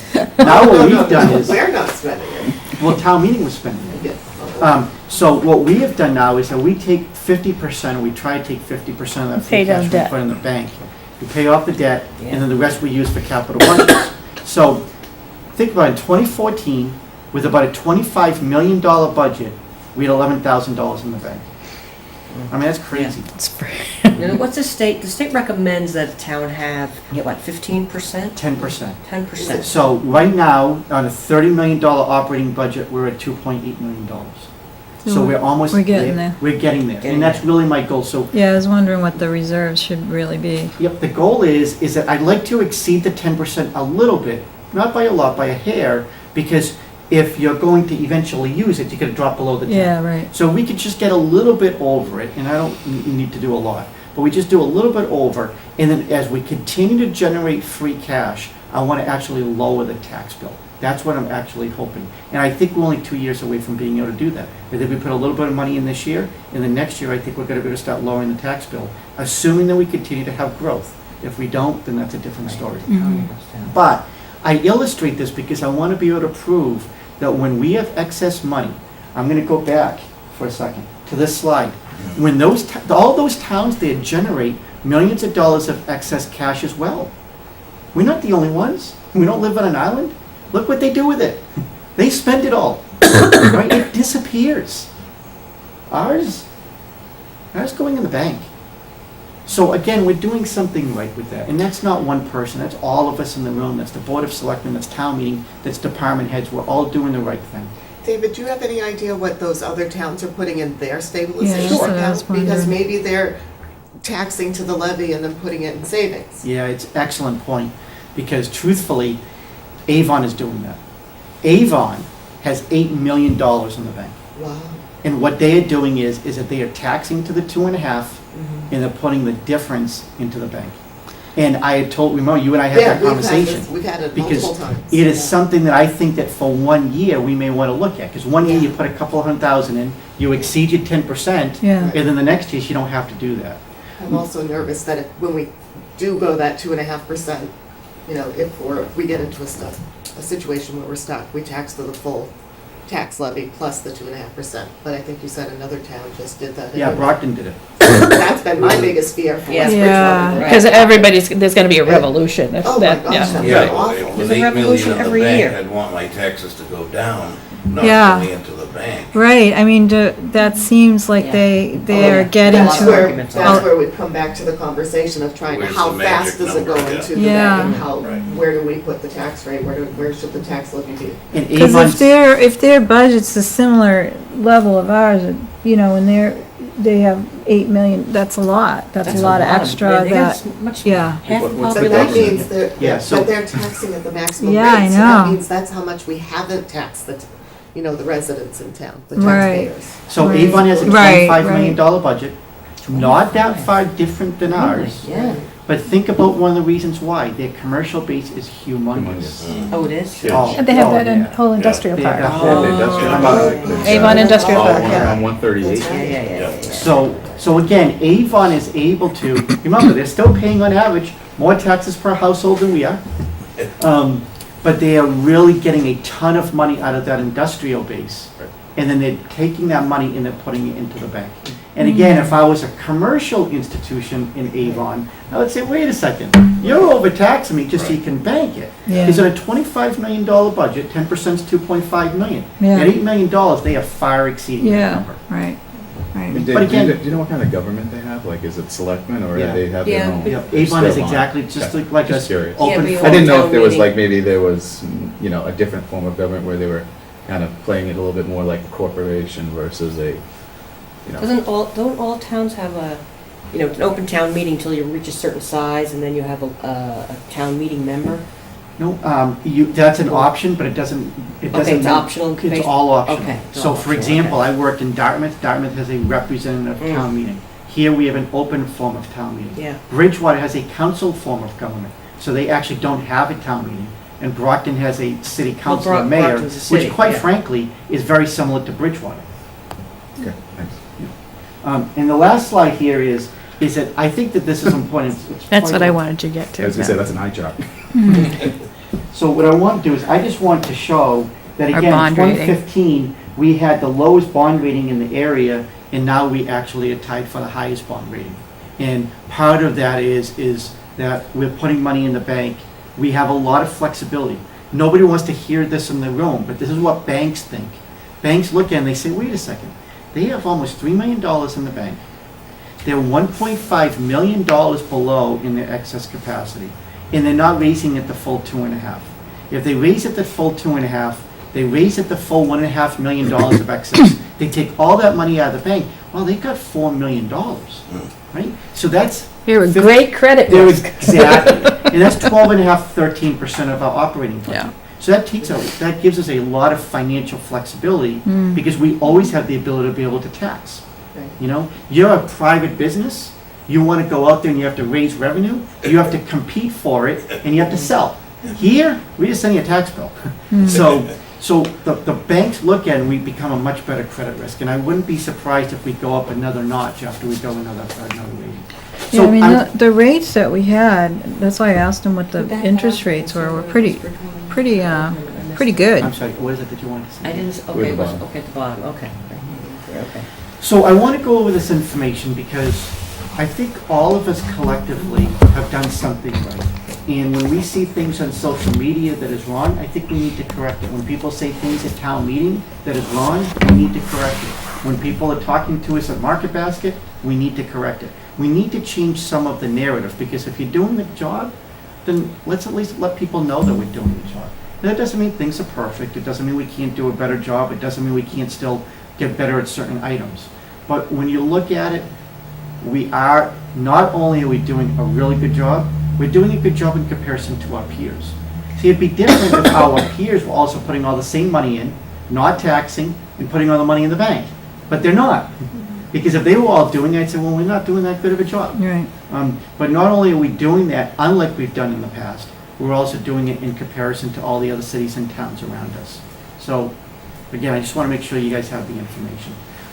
Meredith asked me earlier as to whether or not I can email all these slides to you, and I can certainly do that. I just need to make sure that we collect Melissa and Scott's email addresses as well, because I have everybody else's. Okay.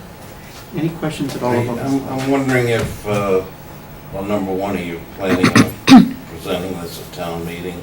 And if not, maybe it's gonna be a It's little on the bit. website, it's on the town's website. Yeah, but not everyone's looking. I know, I asked him to put on the Facebook, the West Bridgewater. So, Whether it would be, too much of a stretch at town meeting to, so the reality is I actually gave that some thought, because I thought that the form that we did last year for the golf course perfect. was really helpful. Yes, amazingly so. But we're asking for that too. Was it when we were talking about the trucks? I think they were, yeah, a lot of Parks, that's, trucks, yeah, the everything. parks. Yeah, it's come up a few times. So, I thought that went over pretty well, because we were able to get a lot of good information and educate people, and obviously that helped us a week later with the support that we received. The issue is that again, just about every day in March and the beginning of April, I don't have a free night, because it's all budget meetings, selectmen meetings, or other meetings. Yeah. That would put us at the second half of April. And I thought about doing it, and I'm not saying that I can be against it, but I think that if I was going to do it, I think that it would be better off maybe coming from this group or the Board of Selectmen. And the reason being is because I don't want it to appear that we are attempting to almost be defensive about everything that we've done. Before we were asking for action, there's no action here. This is just information. And it would be different if we did this year after year after year. But, you know, if you guys would like to spearhead that, then let's grab a night and let's do it. I'm just not so sure that we get as much value out of it. But again, it's your town, right? You know, if this is information that you want to get out there, then... You know what, it'd be better off, well, presented on the West Bridgewater Channel. I mean, how many people, you know, people have so many demands. You talking about having a meeting? Well, that's what Mo was referring to, and I just don't think that we get the same value. Right, I don't think we get the same attendance. There was a reason that people came Hmm. to those meetings, was because we're voting on the golf course. Yeah, I mean, even at the town meetings, most of them are not heavily attended unless, they're not. you know, it's a golf course or something big. Let's go. Right. No, but I think it's something we should all think about if there's Yeah, I think something so. we want to communicate, how we want to communicate I mean, I think it, it's right? great to post it. We should post it regardless, right? So it's on the website right now. Yeah. When Tracy gets back, we'll also get it on our Facebook link as well. Yeah.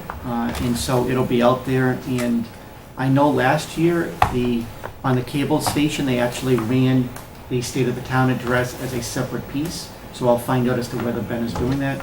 I will tell you, it's really nice because I do receive the feedback from people in town who have watched it and found it informative. Oh, I think And a it's real great. quick anecdotal story, I ran a company for years. I heard from one of my former employees 2 weeks ago because she was looking, she needed some help on an entirely different issue, but she knew I was in town government now, and so she was looking to ask me and pick my brain.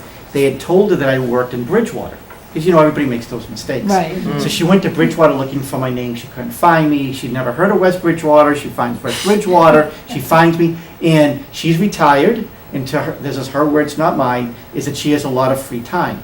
So she happened to see my video on the State of the Town address, and she watched it, and she said to me, she said, "You explained it like I actually really understood things." Yeah. So right. that was really good feedback from somebody. Yeah. And so hopefully other people in town have the same experience. I watched it, I thought it was great. Yeah, I did too. I gotta see it. So with that said, I think the only thing left is the warrant articles. Yes, Where are those? and we do actually need to vote on those. Oh, no, we don't necessarily have to, but we have enough people. No, we're in the water department next week. Never mind. I think I just had a whole conversation with myself. Nice job, Mom. She worked it all out. It's better, you get no pushback that way. I got what I wanted. Get pushed back one or the other. Where are the articles somewhere? They were in your packet. Yeah, one, The it's a settings one page. package, yeah. Did I go right by it? Oh, right here, yep. Went by it 3 times. That's okay. getting late. It didn't get past you the fourth. When you pointed it out. It's collective, that's my friend. It's a little collective. I need the clock. Been up since 5. Yes, I understand. Realize. Yeah. No, it's up to you. But you want to talk about, well, actually, the first 4 articles have to do with the water department, and they are going to be here at our next meeting, so we'll let them present those articles, and we can ask all the questions that we have.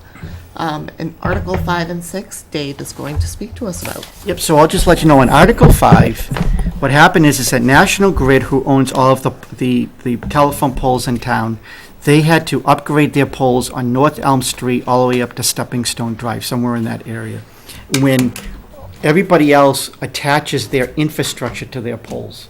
So whether you're Verizon or whatever other agency, and of course we do as well. So we have our lines on there, our 911 lines, all those. So those all get connected to the poles as well.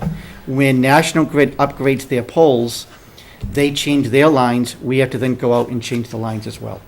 So I called National Grid. I have a very good rep at National Grid that I talked to, and I called them and I said, geez, I said, you know, we didn't request this. It's not our fault. He said, look, he said, I get that from every other city in town. Everybody else has lobbied us, but they're upgrading their poles throughout the entire state.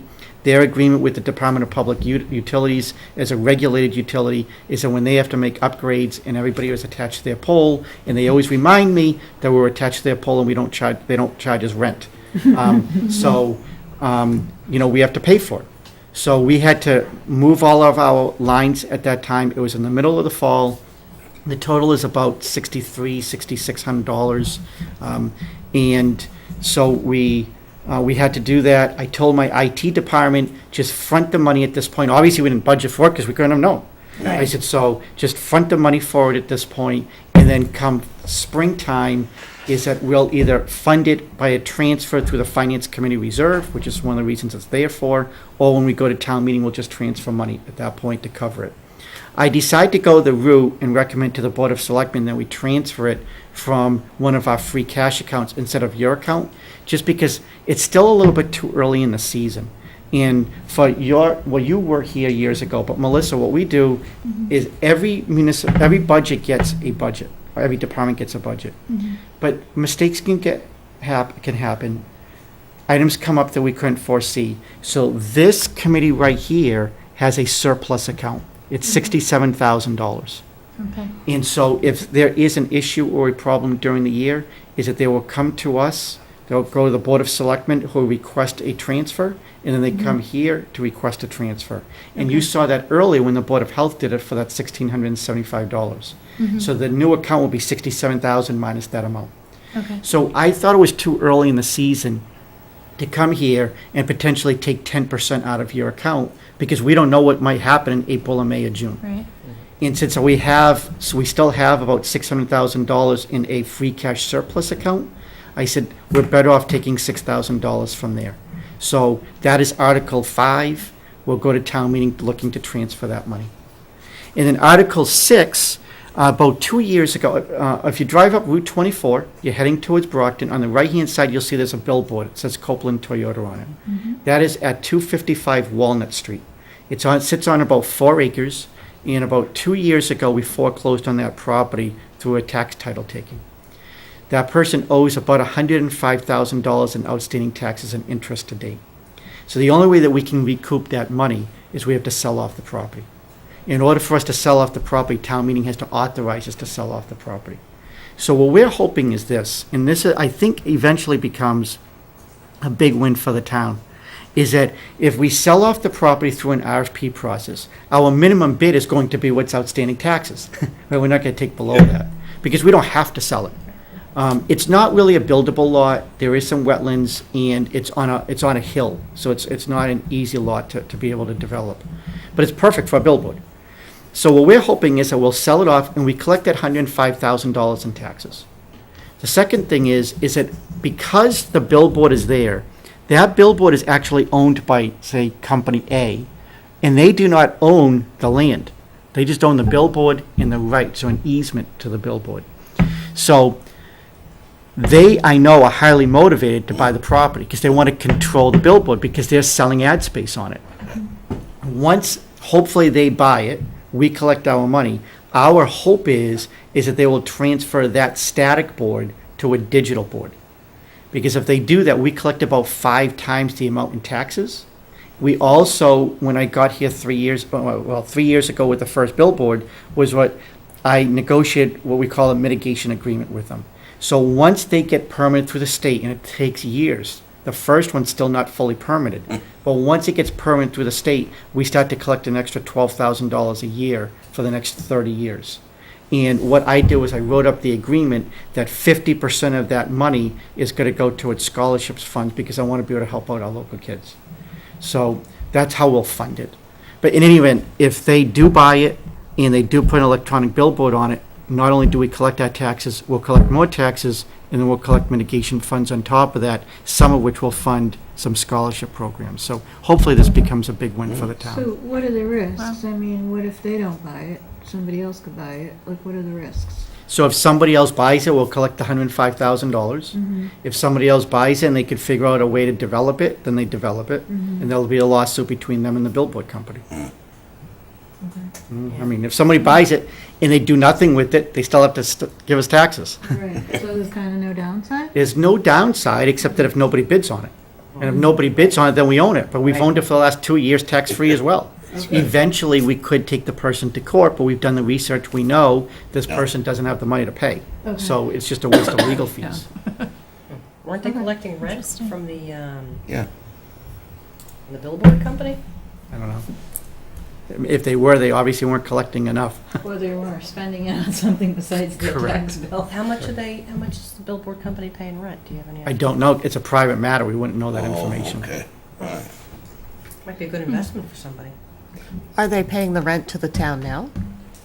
Because the town owns the land? Town owns the land. They probably got permitted to put it in, but. Yeah, I mean, That was they it. went in, they have a billboard there, but we're not a successor. We just took it through Yeah. tax title. So their billboard is free now. Correct. Oh. So that's one reason we're motivated. We want to try to get some money out of it. Somebody buys it, okay, I'm sorry, I don't want to digress, but I'll just ask, sorry. If I bought it, could I charge billboard company rent? Do they have to pay me? Do I have any recourse if they Or don't pay tear me? it I can down. go out there with a buzzsaw and take their billboard down? You'd have to look at how that contract was written. I assume, with good lawyers, you make sure that you have a successors and assigns, but it's a private matter between two private people. We don't have a copy. Kind of interesting, the whole thing, that's all. Yeah, that is interesting. So, Anybody want to buy a billboard? so bottom line is that only town meeting in this particular case, there are some other cases, but for this particular case, only town meeting can approve the disposition of real property, so we have to get their permission first. Okay. All right, we're not going to take a vote on those tonight. No. No, because we still have to hear the other four. We accepted the minutes. Does anyone have anything else that they'd like to bring before the committee tonight? I know our next meeting is in 2 weeks on a Thursday. What's the? March date? 8th. March 8th. Would anyone like to make a motion? A motion to adjourn. Is there a second? I'll second it. All those in favor? Aye. Aye.